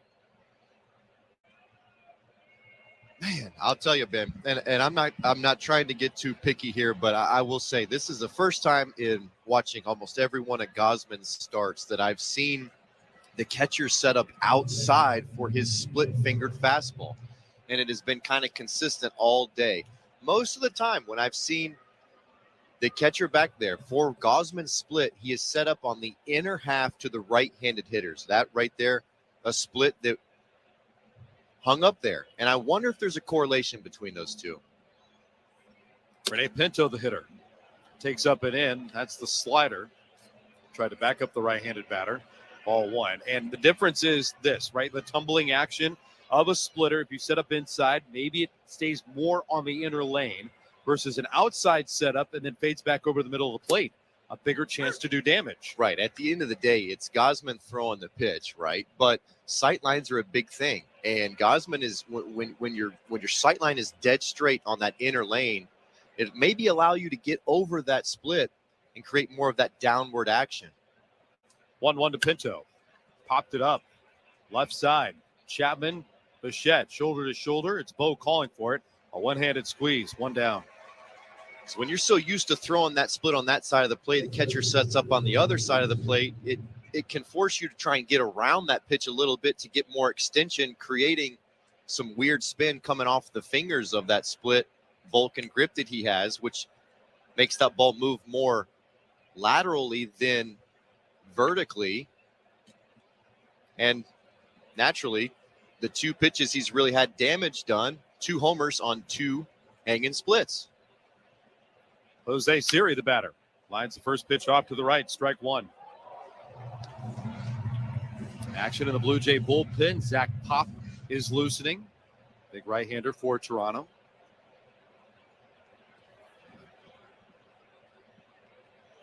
Blue Jays were trying to keep it within blast range, weren't they? 5 is a little bit different than 4. 0-1. Fouled back. No balls and 2 strikes on Siri. And maybe it's just a theory, right? But I go back to that 6th inning. David Peralta, 2 strikes, left-handed batter. Moreno was set up outside, which is on that same inner lane to a right-hander. He executed a perfect split that had that natural downward movement that we've seen him throw all season. The 0-2. Fastball's inside. 1 ball and 2 strikes on the number 9 batter.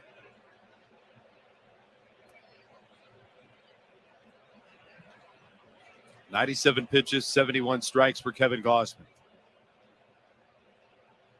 The 1-2. Low it away. 2 balls and 2 strikes.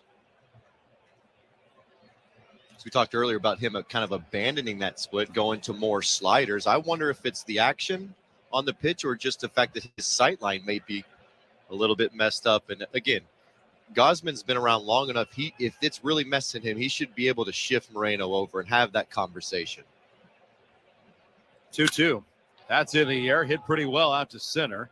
Back goes Bradley, though, with the play. He's there, 2 down.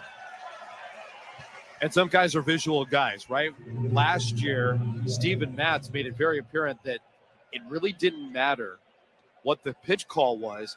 He wanted Danny Jansen, Alejandro Kirk, or whoever was behind the plate to visually set up, get the target up early, or if he wanted to pitch down, Jana would tap the dirt with his glove at times to remind him, keep the ball down, keep the ball down.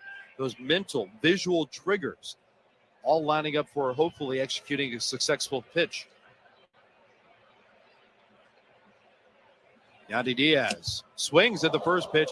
His bat comes out of the hand, goes helicoptering past third base. Good hang time for Diaz. But there are pitchers that don't want to think about it. They just want to let the ball play, right? And sometimes a coaching staff or an organization will say that. Robbie Ray is a great example. Like, hey, you got great stuff. Just try to get it within 17 inches over the plate. It's going to do the work for you. Right. Each pitcher can be different. I've had pitchers that were like Robbie Ray that it didn't matter. And I had pitchers that I had to be in a very specific spot for them to be able to have that sight line, to be able to execute those pitches. The Blue Jays have one in Hyunjin Ryu. Bingo. He's very particular about how a glove and presentation is set up.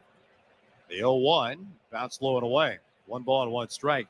To the point, in spring training, Ryu will work with every catcher that could potentially make an appearance in the big leagues just so they get used to each other and how particular the lefty is. And even with Danny Jansen, if it's a new start to a season where, all right, where do you want a pitch up and in? Well, move the glove a quarter of an inch. Sometimes it's very minuscule. Swing and a miss at a fastball, and it's 1-2 on Diaz. Oh, yeah, it can be that detailed. And I remember having that conversation with Ryu myself in 2020, and he had me moving half an inch. And I loved it because that's precision. And when you've got a guy that's been doing it for a long time, just like Kevin Gausman has, they're routine oriented. I mean, he's been throwing that splitter excellently the entire season. 2 down, nobody on. The 1-2 pitch. Fastball on the inside corner. Strike 3 called. Gausman rebounds after the leadoff home run by Isaac Paredes. Retires the next 3 to clear 7. But the Blue Jays are down 5-0. This is Blue Jays baseball, served up by Jack Link's Meat Snacks on the Sportsnet Radio Network.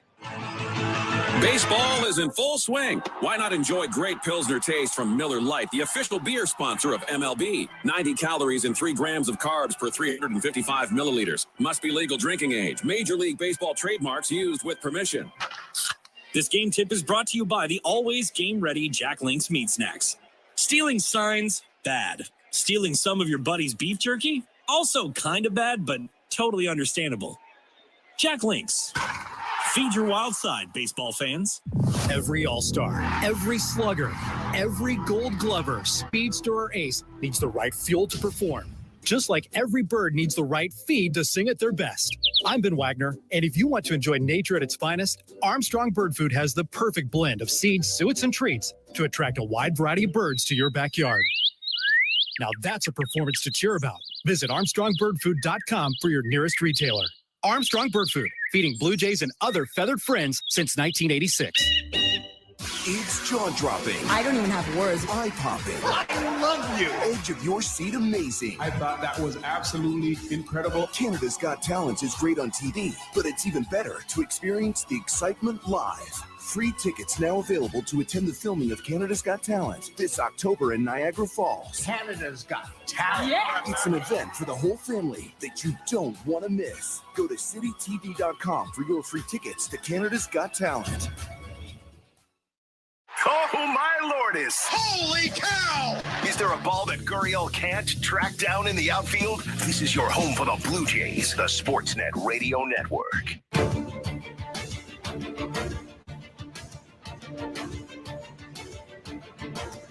Blue Jays go to the bench to move into the home 7th, trailing 5-0. Raimel Tapia will pinch hit for Whit Merrifield. Whit's day is done after going 0 for 1 with a walk. Jason Adams stays aboard for the Tampa Bay Rays. 3-run home run by Yandy Diaz, doing the most damage against the Blue Jays today. Plus Shane McClanahan. He was great in his return off the injured list. Adams fastball on the top part of the zone to Tapia for strike 1. 5 innings of a 3-hit shutout for McClanahan. JT Chagua, then to Jason Adams. Overall, 5-hit shutout being pieced together by the bullpen now for the Rays. 0-1. Tapia swings and misses. No balls and 2 strikes on Raimel. 10 games left at Rogers Center. We'll knife into that total with 3 against the Orioles starting on Friday night.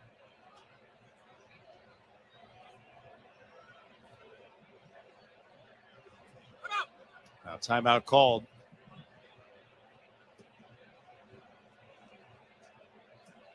Gabrielle Moreno out on deck. And then Jackie Bradley Jr. Those are the 3 for Toronto out of the stretch. The 0-2. Fouled back. Shutouts just don't happen a lot for this Blue Jays lineup. Especially in the month of September, the Blue Jays offense has been clicking. Blue Jays in danger of being blanked for the 8th time this year.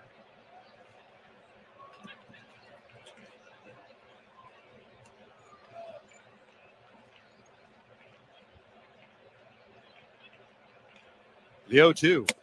That's high. 1 ball and 2 strikes. Blue Jays will welcome in the Orioles tomorrow with a bullpen day. Jose Barrios gets the Saturday mid-afternoon start, and the finale against the Orioles to wrap up the homestand. Alek Manoah in the finale against Baltimore. So big guns on Saturday and Sunday. Question marks on how to piece it together starting tomorrow. And another reason why we might have seen the depth from Kevin Gausman. Ground ball, inside out swing from Tapia, picked up by Diaz at third, on to first in time. 1 away. Yep, I agree. I think Gausman finishing 7 innings, huge. It's lose the battle to win the war, right? It might not necessarily be against the Rays, but trying to continue to think about tomorrow, the next day, knowing tomorrow's going to be a by committee game. Anytime you can rest an additional guy, you just never know what can happen in those type of games, trying to cover 9 innings. Gausman going 7, huge for the Jays. Moreno is 0 for 2. A strikeout and a bounce out. First pitch floats over for a called strike 1 on Gabby. Seen so many games, Ben, 4-run second inning, that starter takes the old 5 and dive, gives up 2 or 3 more, comes out 5 innings, 7 runs. Bullpen's got it covered 4 innings. 0-1, blow it away. Not the case with Kevin Gausman. After that 4-run second, he settled in. Only allowed a David Peralta single in the span of 13 to come to the plate, retiring 13 of 14.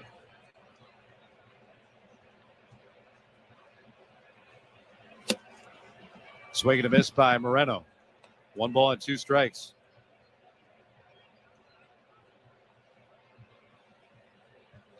Yeah, this is a really tough spot for Moreno. Last appeared in a big league game July 10th. But his last action in general was on September 4th in Buffalo over 11 days ago. 1-2. Line drive past the first baseman into right field, a base hit. Blue Jays with a 1-out single. See, it worked in the reverse today. I was talking about how well Yimi Garcia. I was talking about how well Yimi Garcia had been doing, and then he gave up consecutive singles. See, I was trying to give Moreno kind of the out there, and then he blisters one to right field on a low heater. What a great swing, great 2-strike approach. Nice to see him get a blast there. Nicely done by you to reverse the curse. Good job. Love from catcher to catcher. Moreno leading away at first. Out of the Jackie Bradley Jr. Pitch is low, ball 1. Blue Jays down 5-0.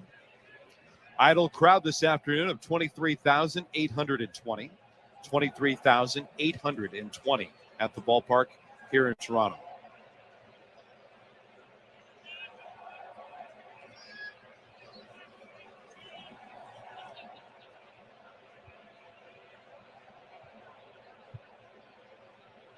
(1-0). That's very high. 2 balls and no strikes. Only other ball game on the St. Louis Bar and Grill out-of-town scoreboard that was happening in the afternoon with the Blue Jays in Cleveland, where the White Sox really roughed up the Guardians, hitting 5 home runs today and winning 8-2 in Cleveland. Lance Lynn picks up his 7th win of the year. Ground ball, diving stop made by Ramirez at first base. He pops up, only has 1 play, and that's to get the out on Bradley at first. 2-out base runner into scoring position. And I think if that gets by Ramirez, it's a base hit. The infield of the Rays shifted over. And I think, even though there's 3 guys on the right side of second base, it was just far enough away to scoot through, but a great play by Ramirez to snag it, step on first to rob Jackie Bradley Jr. Now the ship goes over to the left. George Springer stares out, righty on righty.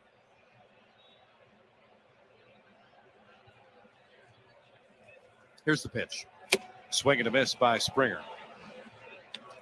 Elvis Andrus, Jan Moncada, Gavin Sheets, Andrew Vaughn, Yasmani Grandal, all launching home runs in the win for the Chicago White Sox over the Cleveland Guardians on that St. Louis Bar and Grill out-of-town scoreboard. It's a light slate of the big leagues. Everybody else will play later on tonight. Astros host the Athletics.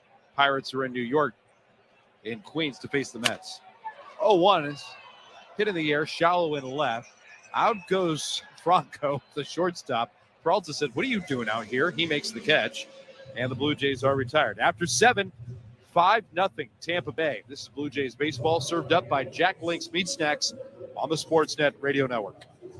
Just like us at Bears Radio, our friends at Office Revolution really get the game. They furnished a global sports marketing agency in Fulton Market that won Crane's coolest offices. They know work is not just about conference rooms. This space has leather couches, bar stools by the tap, and even stadium seating for brainstorming great plays. Office Revolution knows your office represents your culture, brand, and should be a space where the team wants to work. Visit office-revolution.com to see what they can do.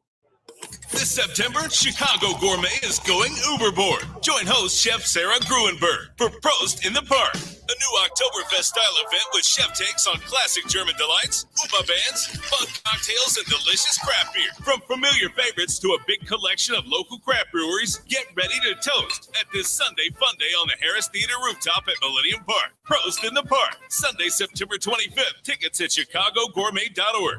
Presented by Performance Food Service. Business IT Source, an award-winning provider of IT for business, is now part of Computer Center, one of the largest international IT solutions providers in the world. This offers large corporations the best of all worlds, expanded capability with personalized service, including our no-cost stocking and integration, so products arrive on time and ready to deploy. Make Business IT Source and Dell Technologies part of your winning team. Business IT Source, the IT source for your business. The fever from this fan base stretches from coast to coast. The Toronto Blue Jays live here on Sportsnet 590 The Fan. Inside the Crown Rust Protection broadcast booth with Caleb Joseph, I'm Ben Wagner. Back in baseball control is Show Ali. Blue Jays and Rays move into the 8th inning. 5-0 Tampa Bay. Protect your vehicle with Crown, Canada's #1 rust protection. Book your appointment today. Crown, protect, maintain, save. Kevin Gausman able to save the bullpen a couple of frames with his very steady work throughout this afternoon.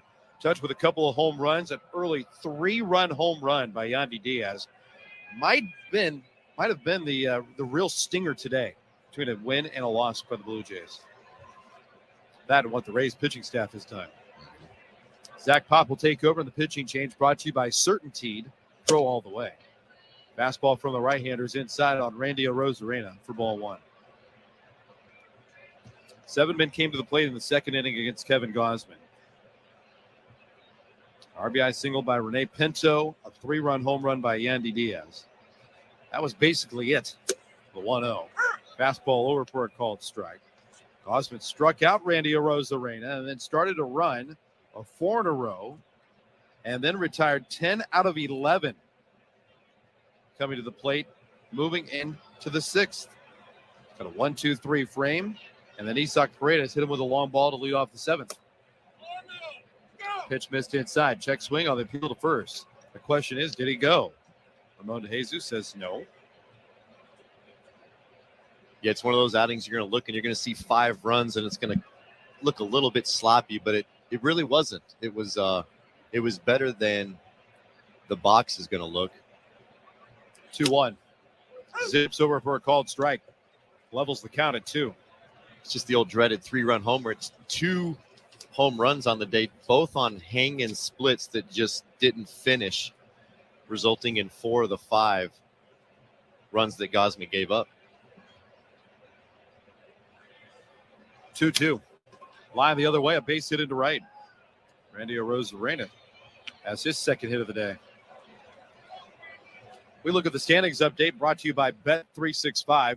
You can watch thousands of live games, build your own bet, and even make a bet while the game is still being played with Bet365.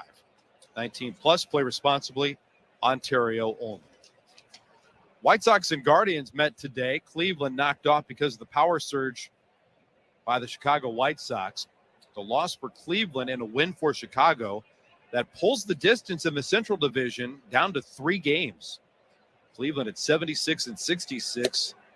The White Sox are 74 and 70, just 3 games back.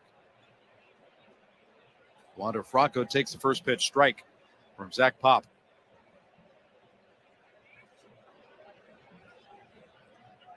Are the White Sox going to wake up?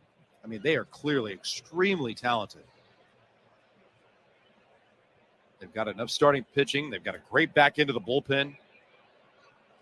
Runner from first is going. Pitch Called low. Throw by Moreno down to second in time. Randy Arozarena has 30 stolen bases this season, and he was just gunned down by Gabrielle Moreno. Yeah, it was a great pitch to throw on in terms of the location. It's right on the plate. Moreno on a knee. He shifts over, makes a really nice transfer, and just an absolute strike to Bo Bichette, who receives it just in front of the base, tags Moreno on the head before his outstretched hands hit the base. Good strong throw from Moreno. Stolen base erased. 1-1 to Franco. Inside with the fastball. It's 2 balls and 1 strike.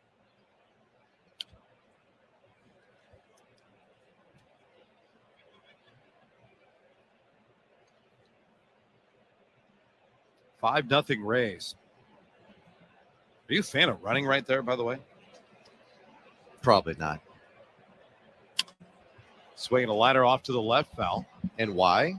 Because right-handed pop, sinker baller, left-handed hitting Franco. When the base is unoccupied, Vladdy moves over. Biggio now straight up. With Vladdy covering first base, there's a little bit more of a hole there. Ground ball pitcher. I don't like it. 2-2. Ground ball to the right side. Bounding out to Biggio. Easy play on to first, 2-away.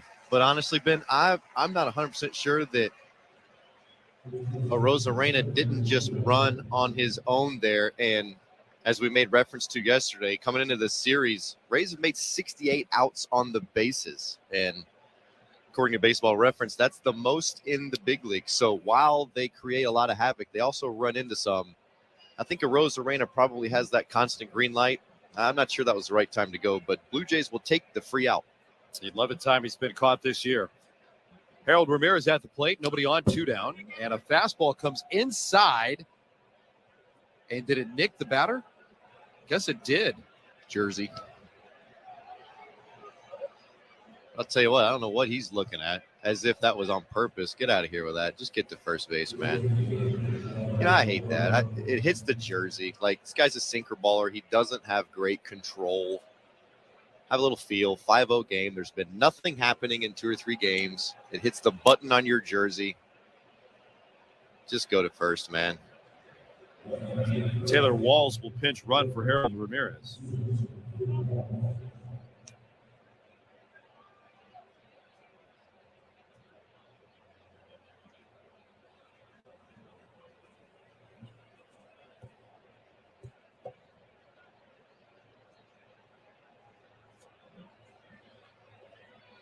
Trying to see if Walls is wearing number 21, if it's an entire unit that's wearing 21 today for the Rays. Pop deals. Slider misses high, and that's ball 1. He is wearing the oven mitt, though. They need to get rid of those things. Adds 3 inches to a guy's hand when he's going in to steal second base. I hated that as a catcher. Hated it.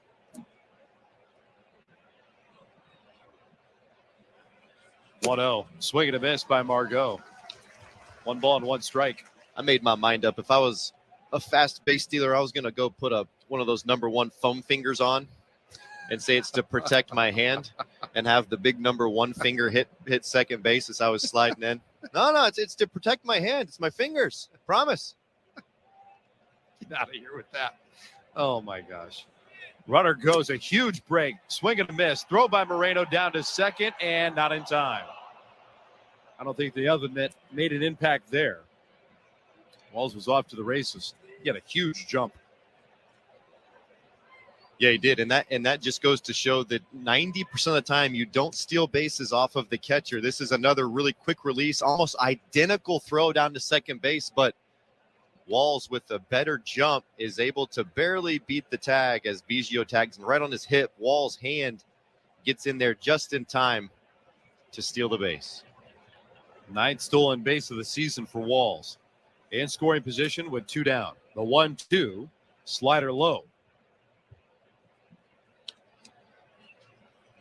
Now that one I don't mind.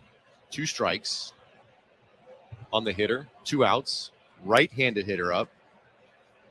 That one makes sense.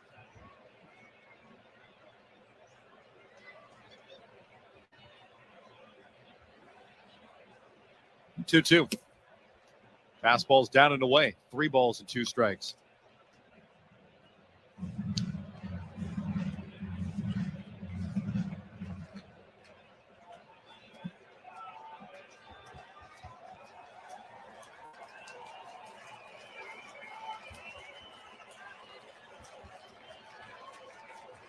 Payoff pitch. Fly ball towards center. Bradley freezes for a moment, moves softly forward, makes the catch, keeps on running without number 3. No runs, a base hit, plus a batter's jersey nicked by a pitch. A runner is left at second base for the Rays. 7.5 gone by at Rogers Center. It's the Rays 5, the Blue Jays nothing. This is Blue Jays baseball. Just like us at Bears Radio, our friends at Office Revolution really get the game. They furnished a global sports marketing agency in Fulton Market that won Crane's coolest offices. They know work is not just about conference rooms. This space has leather couches, bar stools by the tap, and even stadium seating for brainstorming great plays. Office Revolution knows your office represents your culture, brand, and should be a space where the team wants to work. Visit office-revolution.com to see what they can do. This September, Chicago Gourmet is going Uberboard. Join host Chef Sarah Gruenberg for Prost in the Park, a new Oktoberfest-style event with chef takes on classic German delights, Upa bands, fun cocktails, and delicious craft beer. From familiar favorites to a big collection of local craft breweries, get ready to toast at this Sunday Fun Day on the Harris Theater rooftop at Millennium Park. Prost in the Park, Sunday, September 25th. Tickets at chicagogourmet.org. Presented by Performance Food Service. Business IT Source, an award-winning provider of IT for business, is now part of Computer Center, one of the largest international IT solutions providers in the world. This offers large corporations the best of all worlds, expanded capability with personalized service, including our no-cost stocking and integration, so products arrive on time and ready to deploy. Make Business IT Source and Dell Technologies part of your winning team. Business IT Source, the IT source for your business. Looking for cloud, data, or web help? There's no tech shortage in the room. The room is a talent community offering highly skilled, ready-to-work talent when you need it. The room's tech talent is trained to Silicon Valley standards, vetted through a rigorous data-driven process, and individually matched to fit your needs. Find top-tier tech talent fast, just like the kind of people who developed this cool streaming app you're on right now. Visit trytheroom.com/tech. Home eighth inning for the Blue Jays. Rays in front 5-0 as we come to you from the Crown Rust Protection broadcast booth. Protect your vehicle with Crown, Canada's #1 rust protection. Book your appointment today. Crown protects, maintain, save. Next to Caleb Joseph, I'm Ben Wagner. Vladimir Guerrero Jr., Bo Bichette, and Nat Chapman will face Javi Guerra, the new Rays pitcher, brought to you by Certainteed. Certainteed Pro all the way.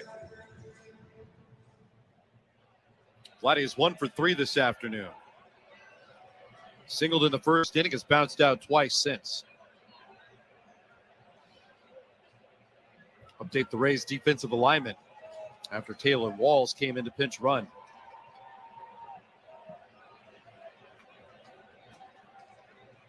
Guerra deals.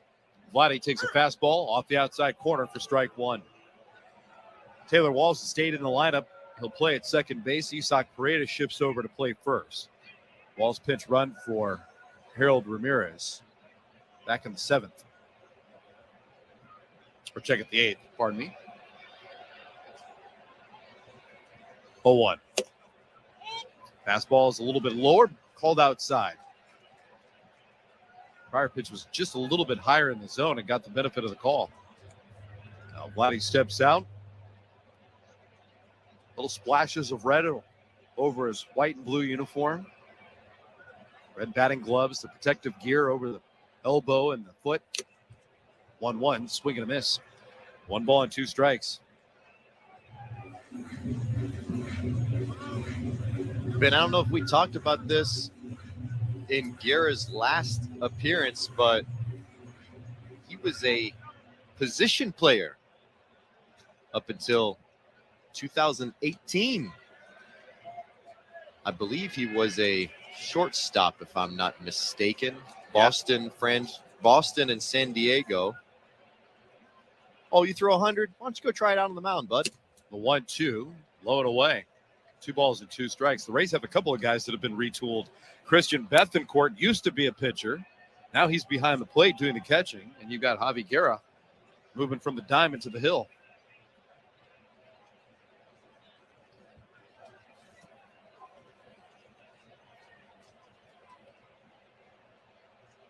One-two, swing and a miss.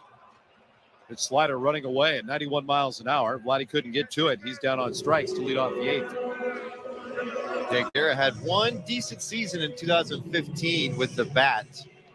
778 OPS. He was an A-ball with Boston at the time. Got all the way up to AAA, swinging it. 660 OPS. And then he made the transition into pitching. But I tell you, it is an electric arm. It's 99, 100, 101, and it's an easy, free delivery. Real slow start and just explosive arm action. Here's Bo Bichette. Swings and misses at a first pitch slider. That's strike one. And if you've got trouble with the curve and you possess an arm like that, the question next is, let's see if you can throw one. Can't hit it. See what you've got in the repertoire. Guerra is not a big guy whatsoever either. The 0-1 outside. That fastball zipping by at 98 miles an hour. 6 foot, 185 from Javi. 26 years of age.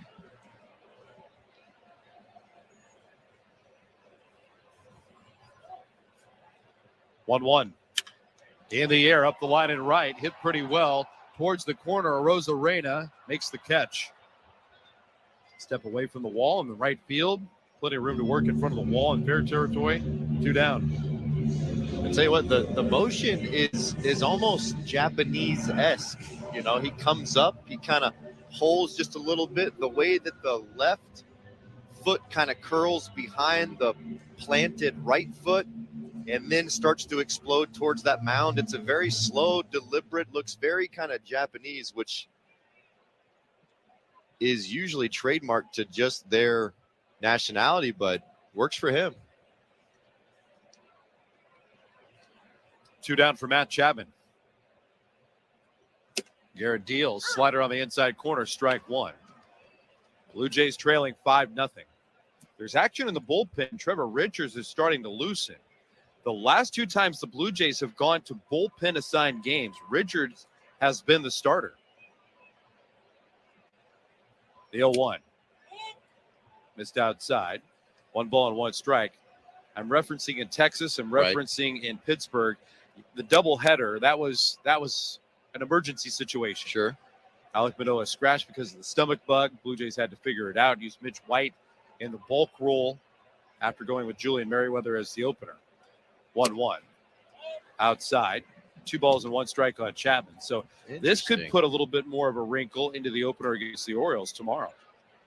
Trying to think of the Orioles' first 3 hitters: Mullins, Rutschman. The 2-1 pitch fouled away at the plate. Santander, Mountcastle. So if you start thinking about like matchups, right? Like that's kind of where my mind's going. Well, usually you have the left-handed hitting Cedric Mullins. Right. Adley Rutschman's a switch hitter. Yep. And then you have Anthony Santander who can do it from both sides. Could be left. But Richards features that changeup. I mean, that's the pitch, which. The 2-2 outside. 3 balls and 2 strikes. You would think is a decent matchup, or do they give it straight up to Kikuchi-san? That could also be the nod.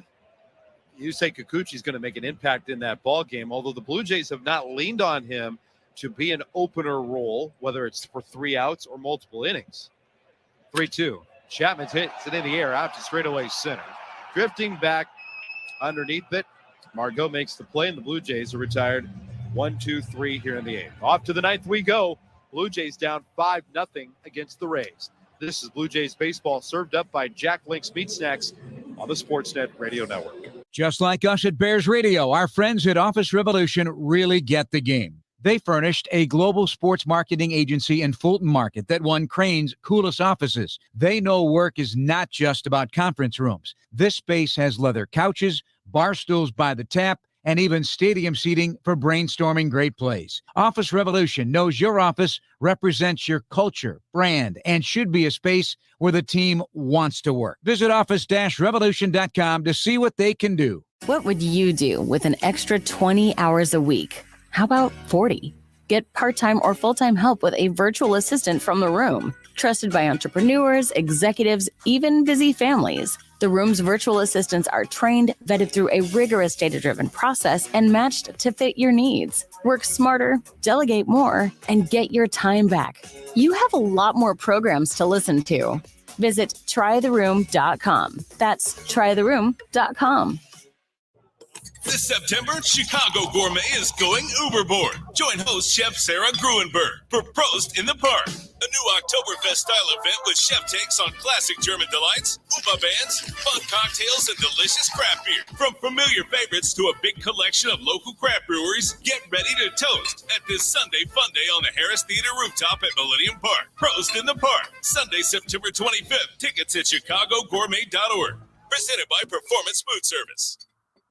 This is Toronto Blue Jays baseball. That ball is gone! Danny Jansen with a grand slam! On Sportsnet 590, The Fan.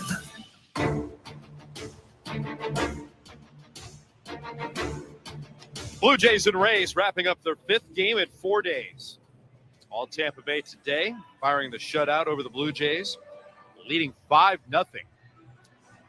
Rays just have one more hit than the Blue Jays. 7-6 in the hit column, but nothing really going for the Blue Jays. Rally snuffed down in the first inning. Rally stopped in the 6th. A little bit of noise in the 7th. But the Rays pitching staff absolutely dominant today and timely hitting. A couple of big home runs. Yandy Diaz and Isak Paredes with the long ones. Pitching change for the Blue Jays. They will stay with the veteran right-hander and Trevor Richards. First pitch, a fastball up and away on the left-handed batting David Peralta. This pitching change is brought to you by Certainteed Pro all the way. 1-0. Just a little bit outside. Didn't look low, looked outside. And it's 2 balls and no strikes on Peralta. Nice day at the plate for David Peralta, going 2 for 3 with a run scored.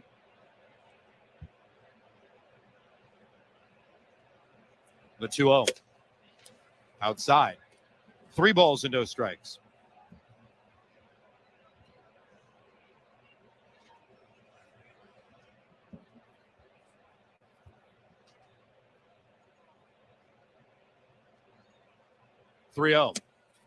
Outside, 4-pitch walk.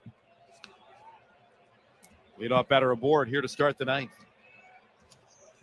This copyrighted broadcast is presented by the authority of Rogers Blue Jays Baseball Partnership and may not be reproduced or retransmitted in any form. And the accounts and descriptions of this game may not be disseminated without the expressed written consent of Rogers Blue Jays Baseball Partnership or the Sportsnet Radio Network. With Caleb Joseph, I'm Ben Wagner. Show Ali at baseball control. Thanks to Derek Brandeo. He's commuting home, passing the baton to Andrew Holland. First pitch of Paredes in there for a called strike. No reprieve for Tom Young. Tom continues to serve his sentence. Sorry, Tom. Yeah. We'll get you in December. Okay, Tommy? Pitch in the dirt, clanks away from Moreno. That allows the runner at first, Peralta, to bolt to second. 1 ball and 1 strike. This is Roberto Clemente Day. Honorees on both teams. Being recognized, Bo Bichette presented the Roberto Clemente nomination. Was handed the trophy for the nominee. At the end of the year, the award will be given out. Usually happens at the World Series. 1-1. Line to the gap in left center field. That's down for a base hit. Peralta's around third. He'll come in to score. That wild pitch pays off immediately for Tampa Bay. They widen their lead over the Blue Jays 6-0 on an RBI base hit from Isak Paredes. Yeah, it's a free 4-pitch walk from Richards and then a free 90 feet on the wild pitch that Moreno really didn't have any chance on. He really tried to get over there and block it. Then just a harmless single, but a couple free passes gives the Rays their 6th run of the day.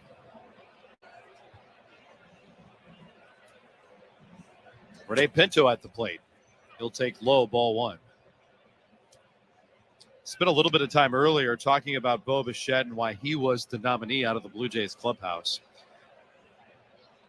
That trip in Pittsburgh included Jose Barrios, one of the main orchestrators, Vladimir Guerrero Jr., and Lourdes Gurriel Jr.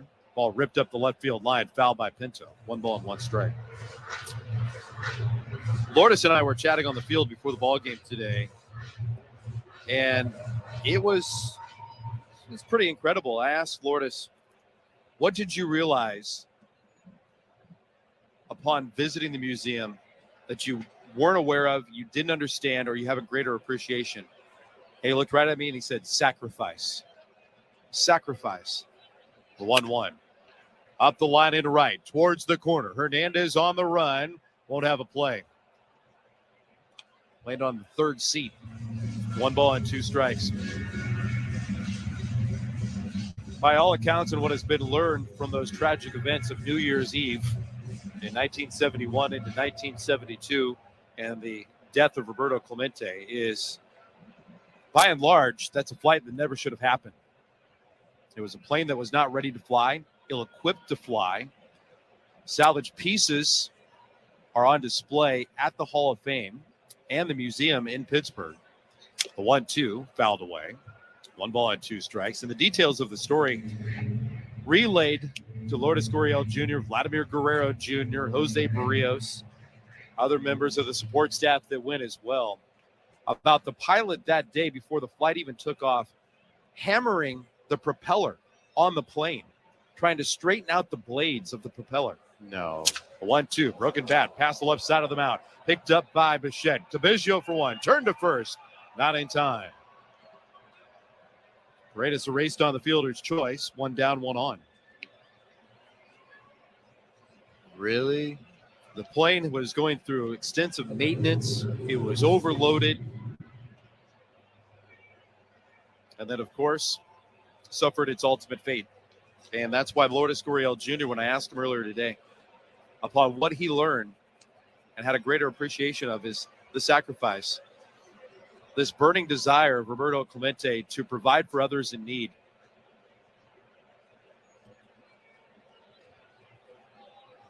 Jose Siri, the batter.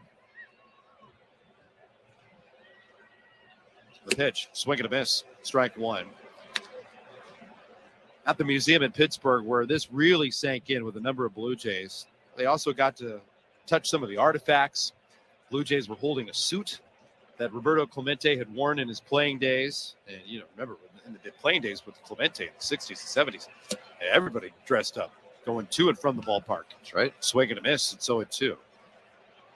Lourdes Gurriel Jr. got to put on a glove that Roberto Clemente used, and he was telling me he was marveling at the size of the glove. It wasn't large like the one that he uses.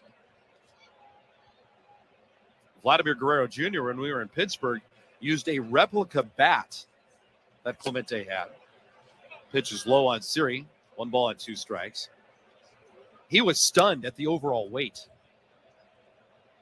6 ounces heavier than the bat that Vladdy swings today is the war club that Roberto Clemente was swinging in his playing days. Oh, yeah. Oh, yeah. 1-2. Just low. 2 balls and 2 strikes. All those older bats were heavier than they were longer. Not the case in today's game. Today's game, they're longer than they are heavier. For example, 34 inches, 31 ounces. 2-2. Chopper off at the plate. Caught the foot of Siri. Hobbles away in pain. 2 balls and 2 strikes. I wouldn't be surprised if Clemente's bat was about a 34, 38, if I had to guess. That was very, very common. And that, folks, that's like swinging a telephone pole compared to what these guys swing. today. It doesn't seem like that much in terms of ounces, but just trust me, it's the difference between a wiffle ball bat and a hammer is what it feels like. I got it for you. 2-2. Bounce to the plate. Off the chest of Moreno. No advance by the runner at first. Pinto holds his lead at first base. 38 ounces, 36 inches. I missed it by 2 inches. I said 34, 38. I mean, that is a club. I'll tell you this. I was down in the clubhouse. Vladimir Guerrero Jr. swinging a 33.5-inch bat right now. So 3.5. That's 3. Wow. 2.5-inch difference. It doesn't seem like that much, but trust me, it is a massive difference. And the weight, that's the biggest thing. Vladdy used the replica during one round of batting practice. Pitch inside to Siri. That's ball 4. 2 on, 1 out. Long 9th inning at bat for the Rays starting here with some traffic around Trevor Richards. I asked him, are you going to use that, for the entire round of BP? And he said, 1 round of BP. I'm not doing every round. He said, I'm going to use it once. Yeah, he'd be huffing and puffing, sweating bullets, trying to get that big log of wood around. Yeah, there are guys that have those heavy bats. I mean, they're just used as kind of training aids just to get loose. That bat could be on the on-deck circle for guys to swing and kind of get those back muscles stretched out. And to think that generations of players use those exact type specs on the bat in real games is truly unbelievable. I think Babe Ruth used something like a 35-40 or something. Just unbelievable. Yandy Diaz steps in. Takes low from Richards, ball 1. Runners on at first and second, 1 down. Diaz connected with a 382-foot home run over the wall in left field back in the second. 3-run shot that made it 4-0. Rays haven't looked back. Fastball's inside from the right-hander, and it's 2-0. I was chatting with Jose Barrios earlier this morning, too, about what he learned at the museum and really took away from the visit. First and foremost, the memorabilia, but also 7 of the 12 gold gloves are on display in Pittsburgh at the Clemente Museum. Pitch in for a called strike, and it's 2-1. And I think that just visually gives you how much of an impact that player made and how it was recognized to do that. Now, this is long before social media and instant replays of highlights. 2-1 in the air out to center. Bradley backs up underneath it, makes the catch. Back at second, tagging and advancing without a throw is Pinto. Bradley's toss goes to the middle of the diamond. There are 2 outs, runners at first and third.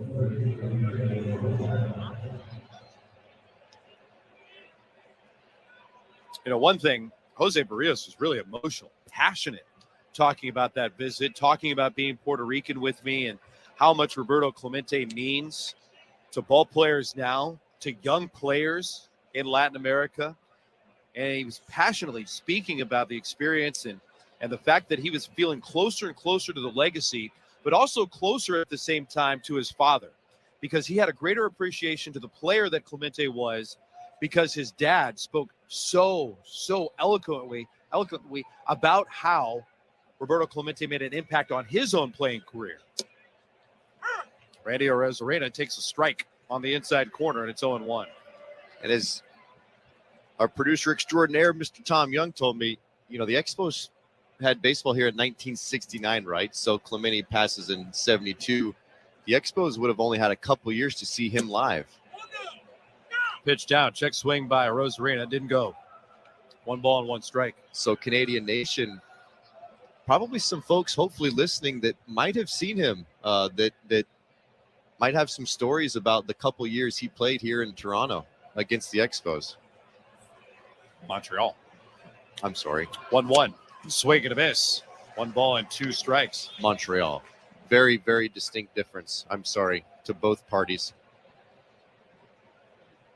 That's fascinating, right? I mean, Expos get baseball in 69, and before they even know it, Clemente's gone. 1-2. Inside with a changeup missing. 2 balls and 2 strikes. And what a player to kind of introduce baseball to a nation, right? Very exciting player, speed, power. ran with recklessness around the bases. Seemed like the jersey was always covered in that powdery dirt.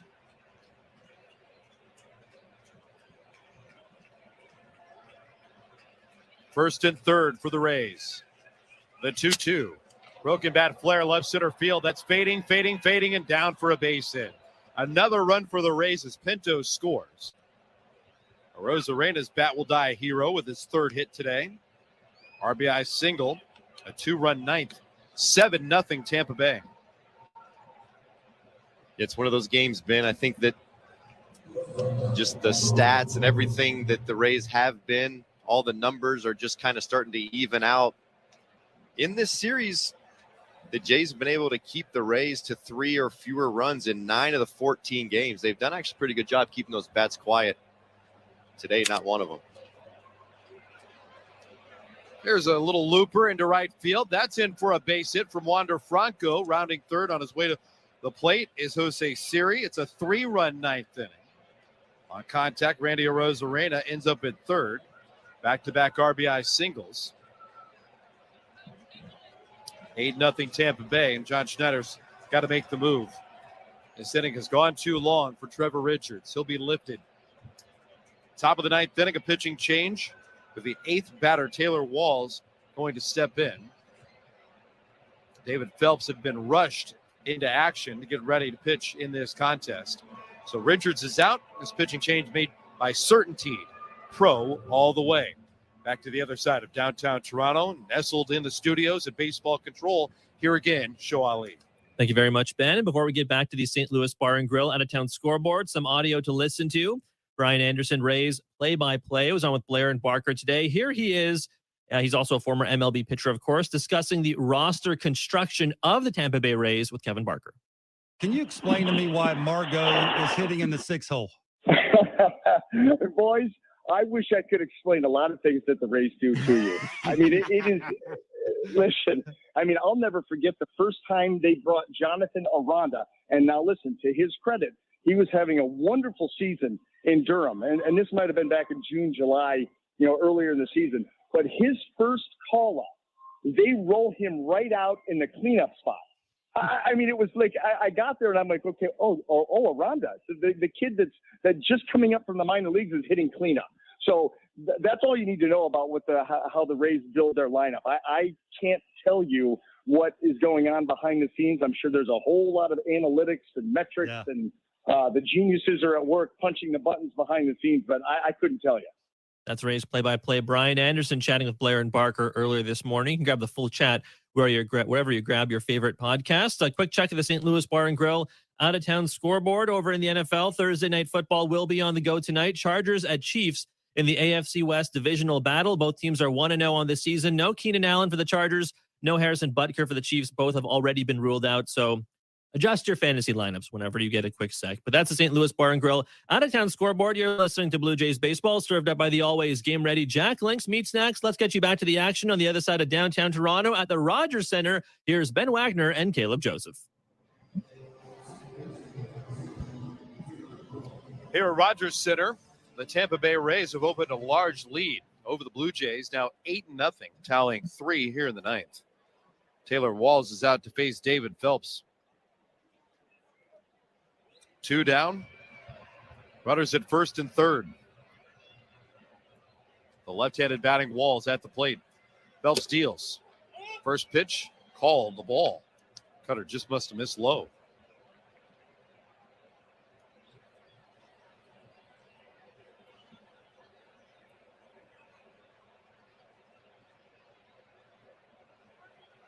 (1-0). Too low. 2 balls and no strikes.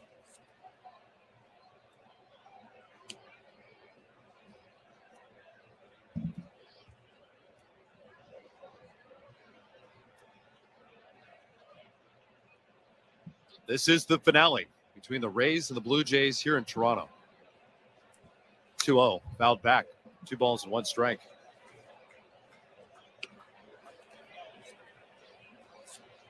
Starting lineup featured every Rays player of Latin descent wearing number 21 here on this Roberto Clemente Day.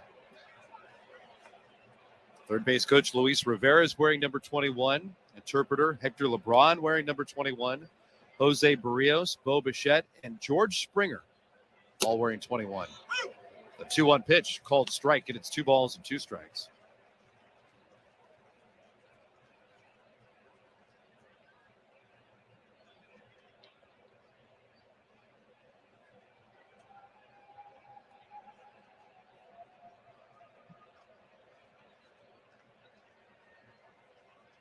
Two.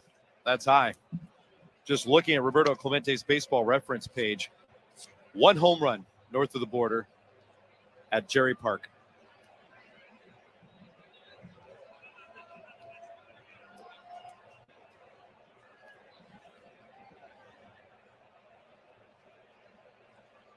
That was in the big leagues with the Pirates. He's got more of a connection to Canada as well. Check swing by Walls. He'll take it down and in for ball 4. And the Rays will get their 9th hitter of this 9th inning to the plate. Doing a quick search, just a little recon here. Jeff Blair passing the note along. Roberto Clemente played 87 games with Montreal in 1954. Now, Montreal, of course, thought about its connection to another great trailblazer within the game, and Jackie Robinson. Montreal, of course, connected with the Brooklyn Dodgers, the International League affiliate, and Jackie Robinson made his professional debut in Montreal. Clemente connected to Montreal as well in 1954 with those 87 games played. First pitch to Manuel Margot in there for a called strike.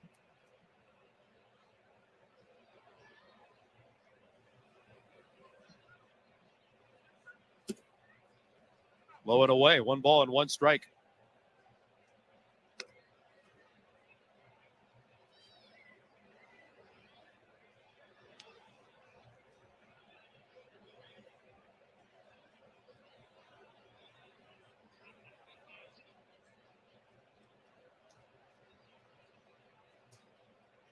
Bases loaded.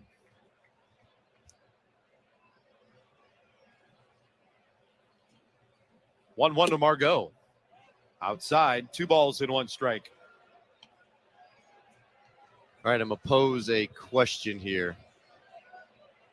2 outs. If Margot gets a 2 RBI single, do you immediately take Phelps out because it's a 10-run game, throw a position player? The 2-1 fouled back, 2 balls and 2 strikes. John Schneider would lean that way a little bit more than earlier in the season in the Blue Jays. I think Whit Merrifield would probably be that guy. Well, actually, no, Whit's no longer in the lineup. But I mean, he was the guy that they would lean in. Zimmer. Bradley Zimmer, sure.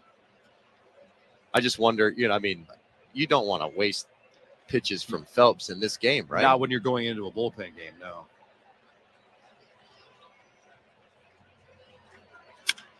Margot fouls it away off to the right. And the pecking order right now would probably be Whit Merrifield, Bradley Zimmer, Santiago Espinal, if it comes down to it. Yep. Of course, Espinal has been used in this game too. He was pitch hit by Kevin Biggio. So the Espinal's pecking order, out, Whit's out. Right. Huh. So I mean, I hope he gets an out here, right? Sure. And it's irrelevant. But I'm just trying to think ahead. But there are some days where you have to manage thinking about tomorrow. You hear the old adage is Margot fouls another pitch away, 2 balls and 2 strikes. You hear the old adage, you have to win today in the big leagues. You manage to win each game, but you're also faced with something you already know about tomorrow. And it's 8-0. The Rays still have Fairbanks just chilling down there. He's not going to do anything until it gets close. 2-2, fouled back. We know Kevin Cash's opinion here, although he doesn't have his number 1 position player to pick anymore. Brett Phillips. What a character. Oh, my God. He had it all. He had the windup. He had all the pitches.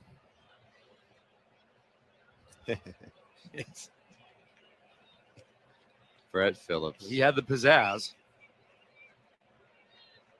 Bases loaded. The pitch. Another foul off to the right. Okay, come on, Manuel. I mean, just put it in play, bud. It's about 5 foul balls right there. Some really nasty sliders away from Phelps. Just keeps fouling them off. Pesky little hitter.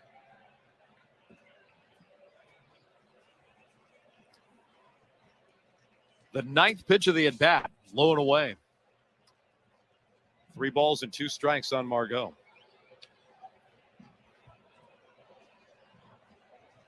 Ninth hitter of this 9th inning.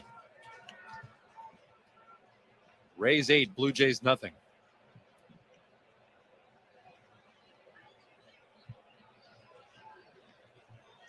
I got a feeling this box score is going to look a lot different than it really, really was. You know, it wasn't. If it stands to be true, this wasn't really a blowout game.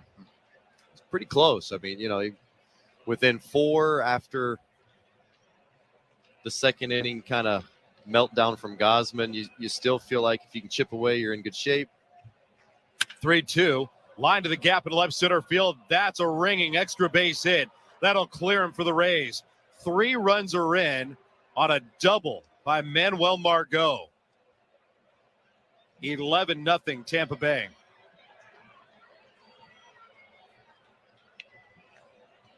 Manuel Margot with his 17th double of the season gave him 42 RBIs. Yeah, we talked a lot in previous ABs about the more a pitcher fouls off pitches, the more a hitter can foul off pitches, it kind of starts to shift the momentum in favor of the hitter. And Margot just seen so many pitches from Phelps, finally moves one fair. David Peralta swings at the first pitch, fouls it back. Everybody heading up the aisles. Rays hit double figures, 11-0 in a 6-run ninth. No action in the bullpen.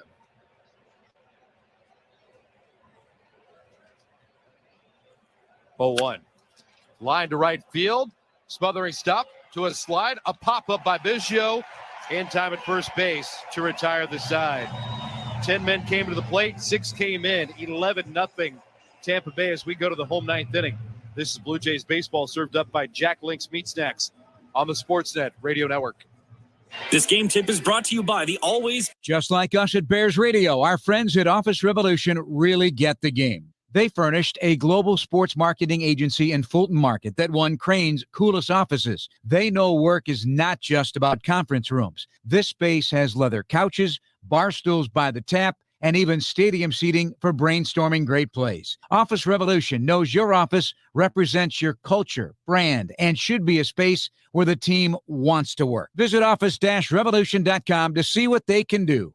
Ready to improve your bottom line? The Room can match you with a top financial analyst. Trusted by small businesses, startups, and entrepreneurs, The Room's virtual financial analysts are highly trained, vetted through a rigorous data-driven process, and matched to fit your needs. Drive business growth with a virtual financial analyst from The Room. It's like listening to all the financial programs rolled into one. Get started today at trytheroom.com. That's trytheroom.com.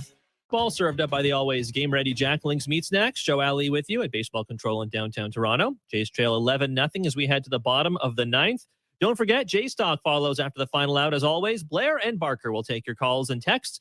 590-590 is the text line. Name and location, please. Blair will also throw out the numbers to call after the final out. And looking ahead, the guys will also have J-Stock as usual once more on Sunday afternoon. Quick check of the St. Louis Bar and Grill out-of-town scoreboard. Some news from the world of tennis as Roger Federer has announced he is officially retiring from competitive play. The Laver Cup will be his last official match and tournament, according to an announcement from the 41-year-old pro. That's a quick check of the St. Louis Bar and Grill out-of-town scoreboard. You're listening to Blue Jays baseball, served up by the always game-ready Jack Link's Meat Snacks. Let's get you back to the game on the other side of downtown Toronto at the Rogers Center. Here's Ben Wagner and Caleb Joseph for the bottom of the 9th inning. Show Kevin Herget made his major league debut the other day for the Tampa Bay Rays, throwing an inning and 2/3. And in this blowout situation, Kevin Cash will tap his new right-hander to throw the bottom of the 9th. 11-0 Tampa Bay.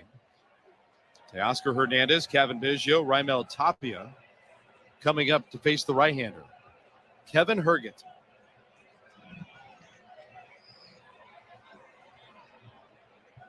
The pitch, low and away, ball one. Herget from Teaneck, New Jersey, 31 years of age. Finally accomplishing the dream that started back in 2013. Fastball on the outside corner, called strike. Cardinals drafted the right-hander in the 39th round. 2013. Swing and a miss by Hernandez, 1-2. And everything finally came to fruition this September when he was promoted from AAA Durham.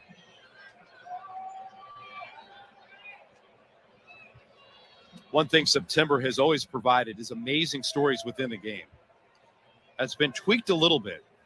The 1-2, fouled off at the plate. Hernandez stays alive after it rattles off the mask of the catcher. When rosters would expand to the available 40, prospects, veterans, guys rewarded in the minor leagues for their great seasons, being good teammates or overall production, might not have been given an opportunity to play that much, but they would live the big league life for just a little bit in the month of September. 1-2, low and away. 2 balls and 2 strikes. Now, roster restrictions are what they are. It's been pinched down to 28 men in the month of September. 2 bonus from the regular season. There's a doubleheader. You get the 29th.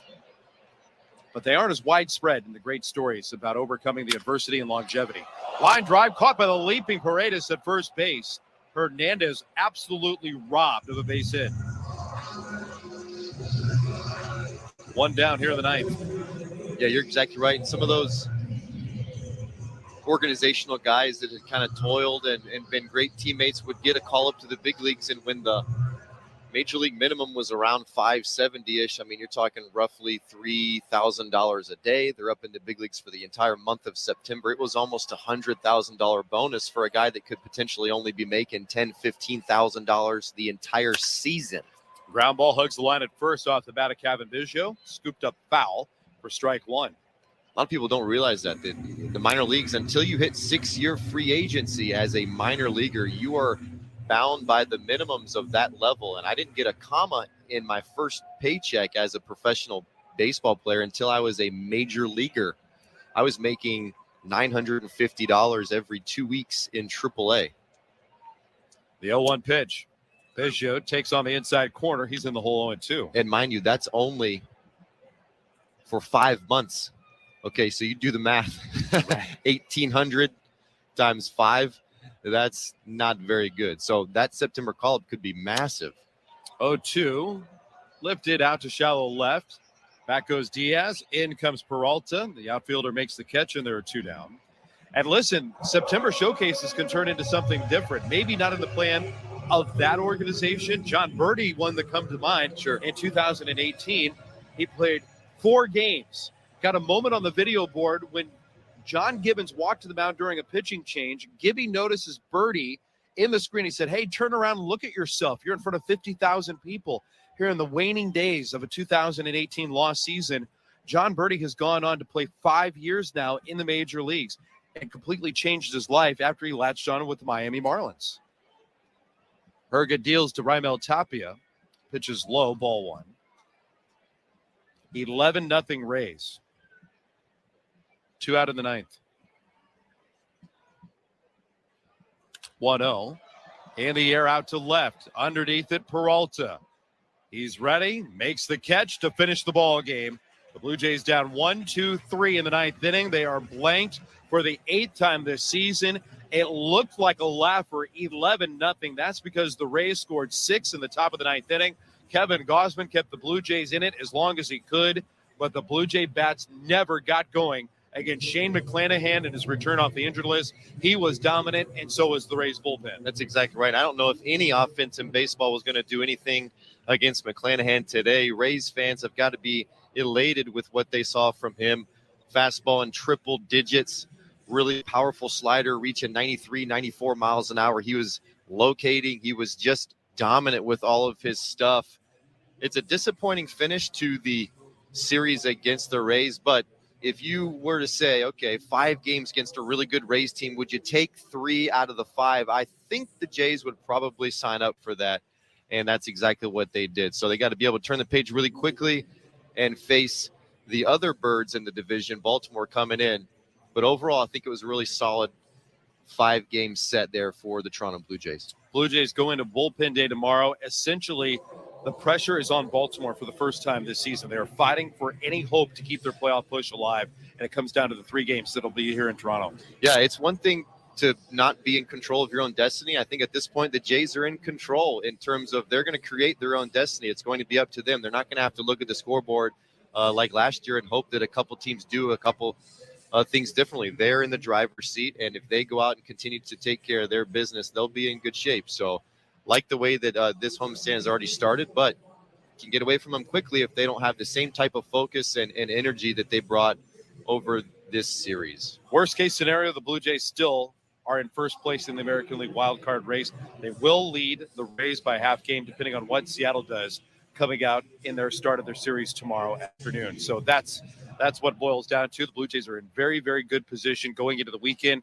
They do have the bullpen day tomorrow, and then they've got Jose Barrios lined up along with Alek Manoah in the finale against Baltimore on Sunday afternoon.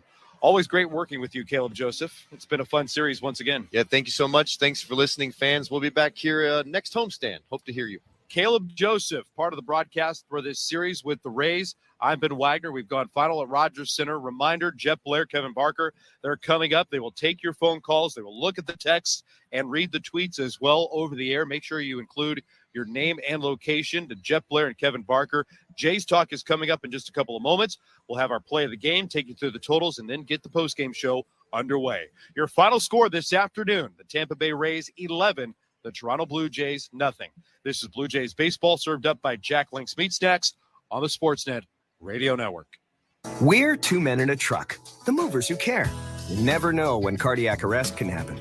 That's why each and every one of our trucks carries a life-saving Mikey defibrillator as part of our Mikey on Board program.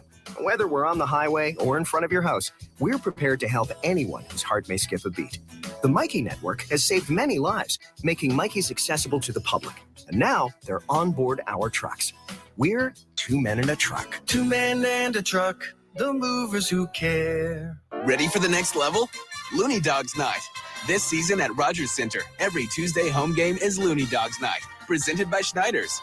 You'll have the opportunity to power up and purchase $1 hot dogs from concession stands around the ballpark. Hot dogs! Get it right here! Hot dogs! Get your hot dogs here! No Blue Jays game is complete without hot dogs, so don't miss out on this hot dog of a deal. Looney Dogs Night presented by Schneider's, every Tuesday home game. For more info and tickets, visit BlueJays.com. This is Jordan Romano, and you're listening to Toronto Blue Jays baseball. 5-game, 4-day series concludes with a division rival, the Tampa Bay Rays. In the end, the Rays pick up a lopsided victory, 11-0 over the Toronto Blue Jays. Tampa Bay moves to 80-63 on the season. The Blue Jays are 81-63 on the year. Tampa Bay Rays, 11 runs, 11 hits, and no errors. Long balls by Yandy Diaz and Isaac Paredes, helping the Rays in the win. Tampa Bay goes 6 for 12 with runners in scoring position, 4 men left on base. The Blue Jays could never get that big hit to get on the scoreboard. They threatened a couple of times, but in the end were blanked on 6 hits. 7 men left on base, 1 for 6 with runners in scoring position. Awkward line for Kevin Gausman, who slips to 12-10 on the year, going through 7 innings of work today for the Blue Jays. 5 runs all earned on 6 hits. He strikes out 7 and walks 1. Zach Pop, Trevor Richards, David Phelps throwing in relief. Shane McClanahan qualified for the win, getting through 5 innings. Bonus game for the Rays left-hander, who moves to 12-5 on the year. 5 innings of a 3-hit shutout here today. He struck out 5, walked 1, and lowers his season earned run average to 2.13, just behind Justin Verlander for the best in the American League. Bullpen took it over from there. McClanahan is a 12-game winner on the season for the Tampa Bay Rays. Once again, Tampa Bay 11, Toronto nothing. Time now for our play of the game. It's being brought to you by Bet365. With Bet365, you can bet on things like player props, totals, or money lines across many different sports. 19 plus, play responsibly. Ontario only. Rays threatened in the first inning. The Blue Jays got a little noise, but it was a short rally with runners left at second and third in the bottom half of the first inning. And then the Rays bats woke up against Gausman with a one-out single from David Peralta, a walk to Isaac Paredes. Rene Pinto got him on the board with a one-out RBI single, making it 1-0. Then with two down, Yandy Diaz plugged in the leadoff spot, connected against the Blue Jays right-hander. 1-1. Swinging a long fly ball, deep left field, headed towards the bullpen and gone. Yandy Diaz delivers his 9th of the season, a 3-run home run here in the second inning, and it's 4-0 Tampa Bay. 4-0 at the time. Certainly not something the Blue Jays haven't overcome prior, especially with the chance that the pitching staff gave with Kevin Gausman. After the home run, he settled in, started the string of batters retired, including getting through the 7th, retiring 17 of 19 coming to the plate. Isaac Paredes connected with a leadoff home run in the 7th inning. It was 5-0, and then it all unraveled in the 9th in what became a very lopsided game and finale, 11-0 Tampa Bay over Toronto. This one spanned 3 hours and 6 minutes in front of 23,820. Rays picked up 2 of the 5. Blue Jays win the series 3-2. And now we'll stay at home and bring in the Baltimore Orioles. Tomorrow, 7 o'clock across the network. Ben Schulman, Ben Nicholson-Smith will be on the call. Saturday, a 3:07 first pitch, 1:37 first pitch on Sunday. Enjoy the weekend play between the Baltimore Orioles and the Toronto Blue Jays. From everybody associated with this one, including Show Ali, back in baseball control, Derek Brandeo, Andrew Holland, my broadcast partner, Caleb Joseph, I'm Ben Wagner. Enjoy the weekend. Get ready for Jays Talk coming up with Jeff Blair, Kevin Barker. They need your interaction, your phone calls, tweets, and text. Right now, it's Jays Talk with B&B right now.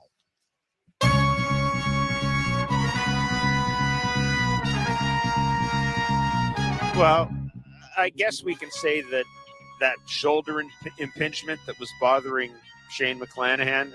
Kevin, you think we could say that it's probably unimpinged? That's probably a good guess. We're pretty safe? Yeah. I think you're onto something. Yeah, 99 miles an hour, the first pitch of the game for Shane McClanahan, which is like a little bit of a calling card. He hit 100 a couple of times in that first inning, including a pitch to Matt Chapman that was virtually unhittable. Kevin, how much of this was the fact that this is a Jays lineup that didn't have Gurriel, didn't have Kirk, has a scuffling Teoscar Hernandez in it and kind of a one-armed man and George Springer in the lineup? How much of what we saw today has to do with that, or just that Shane McClanahan was just so good and he just kind of buried the Jays early? Yeah, I think it's Shane. Look, whenever you got 100, you can go to that's you're left-handed. You can go to that arm side. You can tunnel a changeup arm side. It's about 12 miles an hour difference from your fastball when your fastball is triple digits, and then your slider's ending up arm side after late movement. Now, his slider was decent. It wasn't great, but it's just the velocity of weight. I mean, he's mastered that mechanically. You can tell that, like, his lanes are good. His finish is good. When he misses, it's a really, really tough take, for multiple reasons, because he throws so hard, because of the location. I just think sometimes you run into a dude, and that guy is a dude. What did you see from Kevin Gausman on the other side? Yeah, I think it's one inning, right? It was the split finger in the second inning there wasn't real good. He got to Paredes, a 1-2 count. He threw a couple non-competitive pitches, that slider and that split finger, and he didn't get a call on that 3-2, the split finger. Mm-hmm. That sort of hurt too. Pinto had a good at bat where he took a slider that was a good pitch the other way, and then Diaz got the cement mixer. When you throw a pitch to a good hitter, Diaz not a great hitter, but you got to set him up. He's a good fastball hitter, which makes him real tough to pitch to. And just in that second inning, location wasn't there, break wasn't there. He did give up the home run, obviously, in the 7th inning. But other than that second inning, I just think, coming into today, facing the team 5 games in 4 days, especially when it's the Rays, I know you were tooting that. Let's take 4 out of 5. It's going to happen. I mean, just with who they had going today, after how they've lost the last couple of days, it was just one of those days where you kind of figured it probably wasn't going to be your day. The numbers to call are 416-870-0590, star 590, 1-888-666-0590, 590 is the text line. The Jays have been shut out for the 8th time this season, 11-0 by the Tampa Bay Rays. And I guess, Kevin, the question I'll ask you, and I'll ask the callers as well.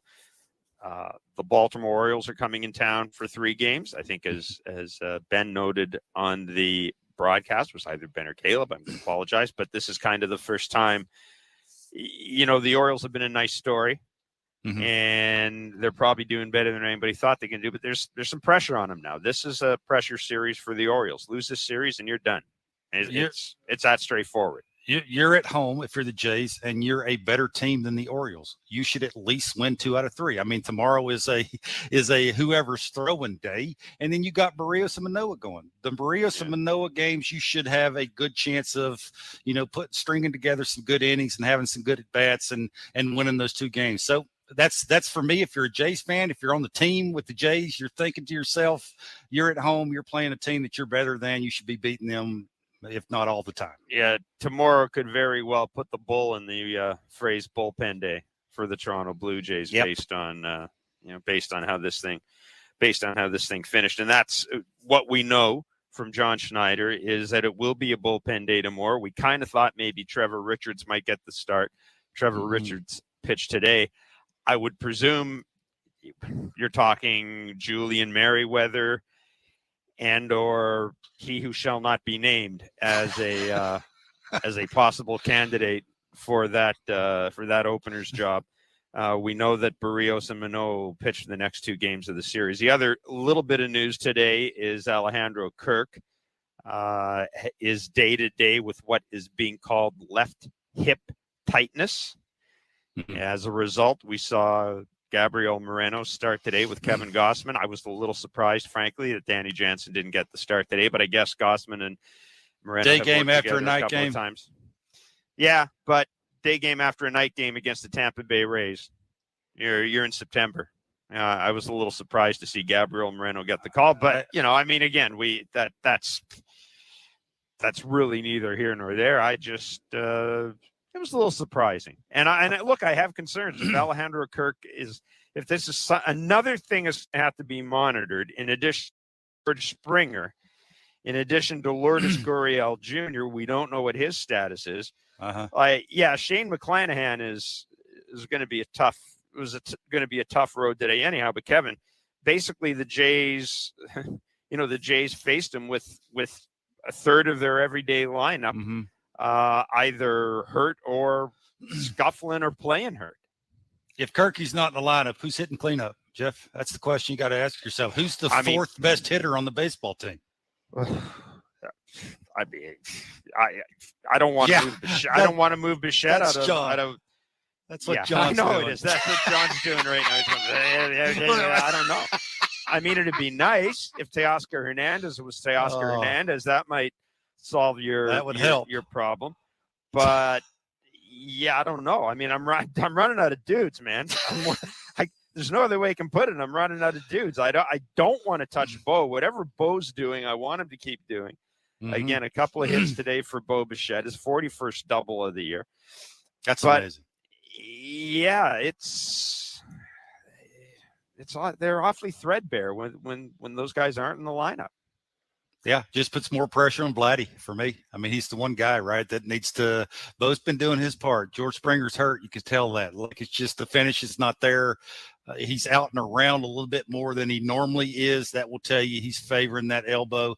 It gets back to Vladdy. Can Vladdy – I mean, I hate to continue to have this conversation with you because we have it just basically every single day, but can he stop swinging at pitches that he shouldn't be swinging at and start getting better pitches that he can drive and help this team down the stretch? That's a big question for me, especially with the guys that are out. You think he should just take all his bats, stick them in a garbage can, and set them on fire, don't you? No question. I'd be calling whoever's making them bats and saying, hey, I need a whole new batch because these ain't working. Yeah, give me the ones that go. Give me don't the have a ones that, hole in them. Yeah, give me the ones that don't keep. You got keep going to the shortstop and second base. You got any Please. ones that give me those? Give me those that other have line ones. drives in them? You got any of those? Yeah, I'll take there those. must be Please. some. I'll take some of those as well. Jennifer in Toronto, you're on Blue Jays Talk. Hi, just a couple thoughts. Springer, I'm sorry, I know he loves leadoff, but he looks like a shell of himself. I'm sure he's injured. I would put even Espinal up. Espinal makes good contact in that. Chapman is so prone to strikeouts and so on. Teoscar, well, you see what you're seeing. But my main concern is Richards is a shell of himself. I don't know how we carry Richards and Simber. Simber gives up a lot of contact, but he seems to have been lucky. Pearson's hitting 99, 100. Do we really go in? Give Pearson a chance. I don't understand that. What would they have to? Who would they move down to accommodate that possible? I mean, a couple of things. Richards has been effective up till the last couple of outings. I know that he's a guy that gets forgotten, but if you look at his numbers, he's been effective. The righty and righty change, that does play, especially the way this bullpen is configured right now. Look, Nate Pearson, you talk to people in the organization. I mean, I don't get anybody. I haven't talked to anybody who thinks he's going to be up here this year. I just don't think that they. I just don't think they have confidence in Nate Pearson right now. I can't say it any other way. I mean, he might be hitting 100 one or two times, but that's not what it's all about. And I just think we need to. Today wasn't a good day. Today was not a good day, and Trevor Richards came in and put more kerosene in the fire. But again, a loss is a loss. And he's been part of this bullpen, this sort of the resurgence of this bullpen. I mean, pitching's that's been the only really thing good. I can say. It's been really good. This is. I just think we need to be a little careful before we start, and I've been guilty of that all year of underestimating this bullpen and underplaying this bullpen. And then when you look at the numbers, it really isn't. It's not a pressing issue for this team, and I wouldn't get carried away. Like Trevor Richards is not a main guy for this team. He's not a main guy for this team. And, Nate Pearson, the next time I see Nate Pearson pitch is going to be the next time I see him. Have you read the standings yet? Where are the Jays at? They still in first place in the wild card? Mm-hmm. I just, the Springer thing, look, you're giving him $150 million. You're not moving him down the lineup. I mean, he's injured. Obviously, you give him the old pat on the fanny and say, thanks for the college try. But if he wants to lead off, he's leading off. I just think that's where they're at. And you have to ask yourself, if he's not leading off, now how's the lineup look? Yeah, With no Kirky and no Lourdes, and Teoscar is not real good right now, and Vladimir Guerrero Jr.'s hit or miss. Like it's bare. We've talked about this. I mean, this is what you got. This is it. This is probably what you're going to have the rest of the year. George Springer's not going to get magically healthy. Nope. Vladdy, when, if. That's it. This is what you've got the rest of the year. And George Springer, even with that injury, was on base twice. He's last night. He's hit a home run in his homestand. He is a threat. And I don't think there's anybody else you'd put in that spot. Santiago Espinal, whatever. Santiago Espinal is not as much of a threat as George Springer is right now, even hurt. Other teams would be saying, thank you. I appreciate that. Yeah. I'll give you that single to right. Yeah, exactly. So, folks, there are going to be a lot of real ugly at bats from George Springer going forward. But again, the idea is get on base, score a couple of runs, maybe hope run that into Bichette one. keeps going, maybe run into one. To me, Kevin, this just screams right now. And I'm sitting here looking at my lineup card. This screams Teoscar Hernandez needs to.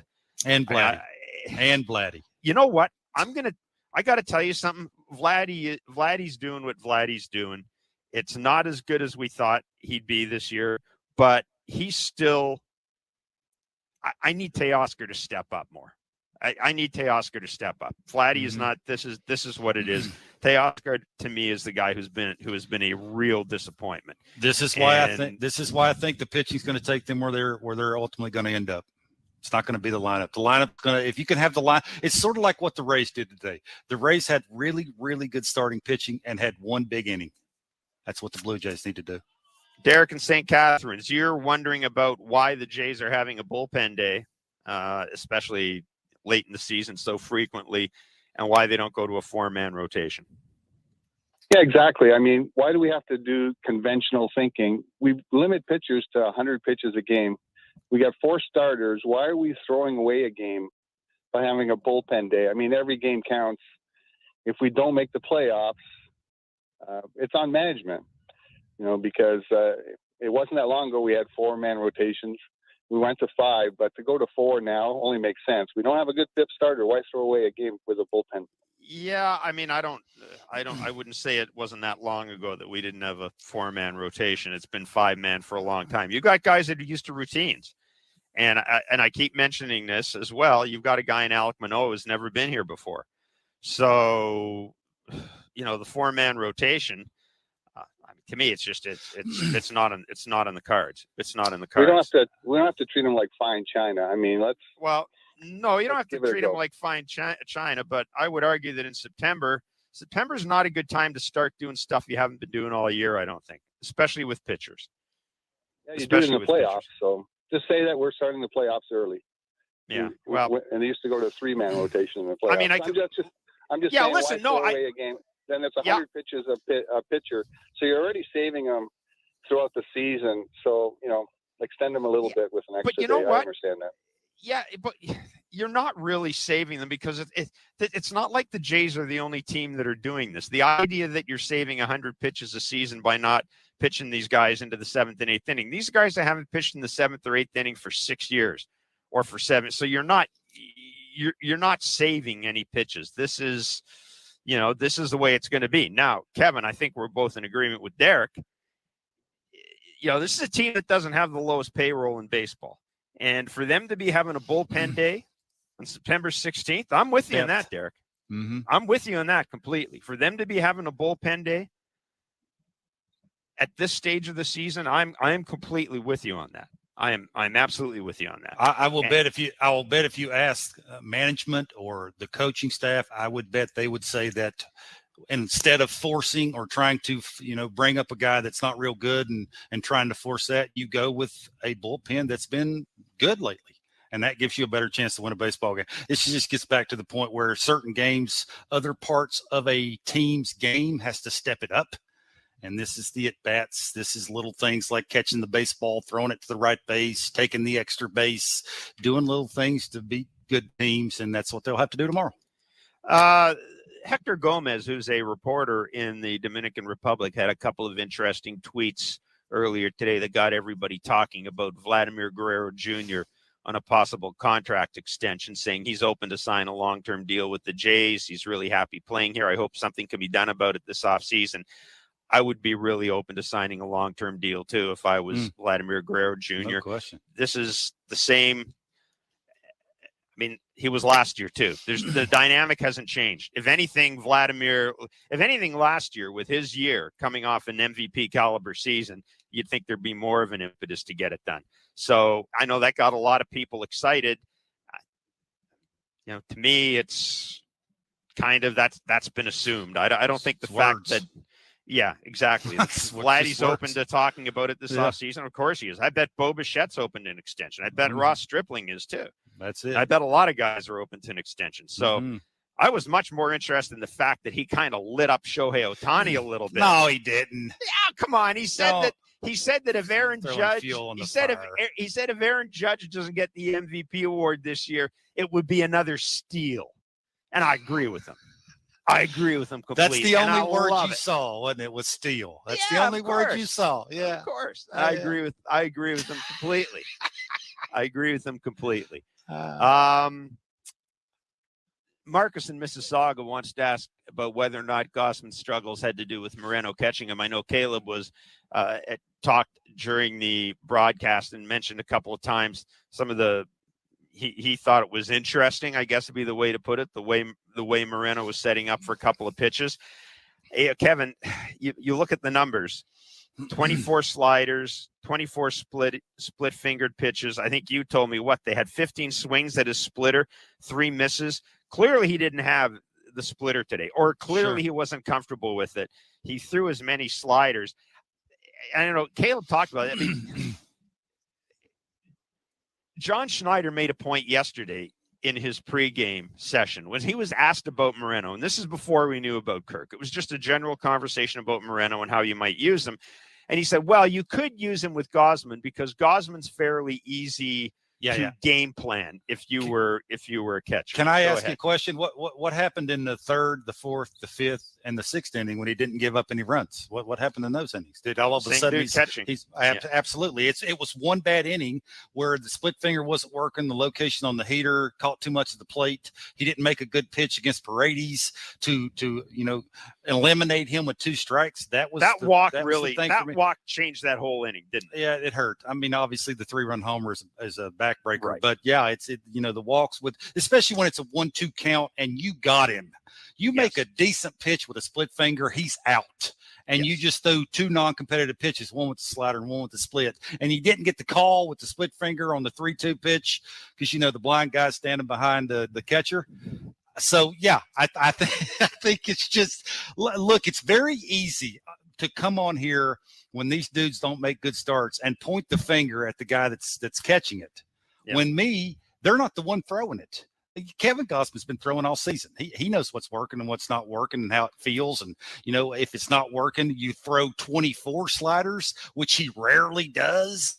You try and make up for it. I just have to ask, 3rd, 4th, 5th, and 6th inning, what happened? Looked to me like it's pretty good then. 416-870-0590, star 590, 888-666-0590. If you're texting us, 590-590 is the text line. 11-0. The Tampa Bay Rays beating the Blue Jays this afternoon at the Rogers Center. The Jays took 3 of 5 games in the series. The Baltimore Orioles are in town for 3 games starting tomorrow. We'll step away and we'll be back with more. This is Blue Jays Talk. Baseball is in full swing. Why not enjoy great Pilsner taste from Miller Lite, the official beer sponsor of MLB? 90 calories and 3 grams of carbs per 355 milliliters. Must be legal drinking aid. Major League Baseball trademarks used with permission. Welcome to Wagner Field, and here's tonight's starting lineup. Leading off is Armstrong Brilliance, sure to bring colorful Cardinals to your backyard feeder. Up next, Armstrong Jays Blend, the feed the Jays just can't resist. Finally, it's Finches for Days with Armstrong Gold Standard. You'll be amazed at the action in your backyard when you serve up Armstrong's lineup of premium blends. We're in for a big game tonight. Fans are tweeting about it already. Armstrong Bird Food, feeding Blue Jays and other feathered friends since 1986. Ready for the next level? Blue Jays Assemble. Step into the Marvel Universe for Superhero Day at Rogers Center and arrive early to get a Blue Jays Spider-Man figurine. Mission accepted. Cheer on your friendly neighborhood Blue Jays and enjoy Marvel-themed entertainment all game long. This is unbelievable what they're doing. Saturday, September 17th, get your Blue Jays Spider-Man figurine giveaway presented by Toys R Us. For tickets, visit BlueJays.com. Baseball is in full swing. Why not enjoy great Pilsner taste from Miller Lite, the official beer sponsor of MLB? 90 calories and 3 grams of carbs per 355 milliliters. Must be legal drinking age. Major League Baseball trademarks used with permission. This game tip is brought to you by the always game-ready Jack Link's Meat Snacks. If you show up on the Jumbotron, shove a fistful of jerky into your mouth, stat. You'll make the highlights, and you'll be known as Jerky Guy or Jerky Girl. Jack Link's. Feed your wild side, baseball fans. Make your next career move with 2 Men in a Truck. The company is hiring motivated and enthusiastic team members for mover, driver, and customer service positions. And if you're looking for more, professional advancement is always a possibility. In fact, 75% of 2 Men in a Truck managers started in frontline positions. Now is the time to apply. Visit 2meninatruck.ca and click careers. 2 Men and a Truck, the movers who care. At TSC, we care about shopping better. Discover exclusive daily offers on all your favorite brands. In-home, kitchen, fashion, and jewelry. Shop your way with interest-free Easy Pay. Enjoy the products you love at amazing prices. And feel good about your choices. Because smart, savvy shopping is always worth it. Let's shop better at TSC.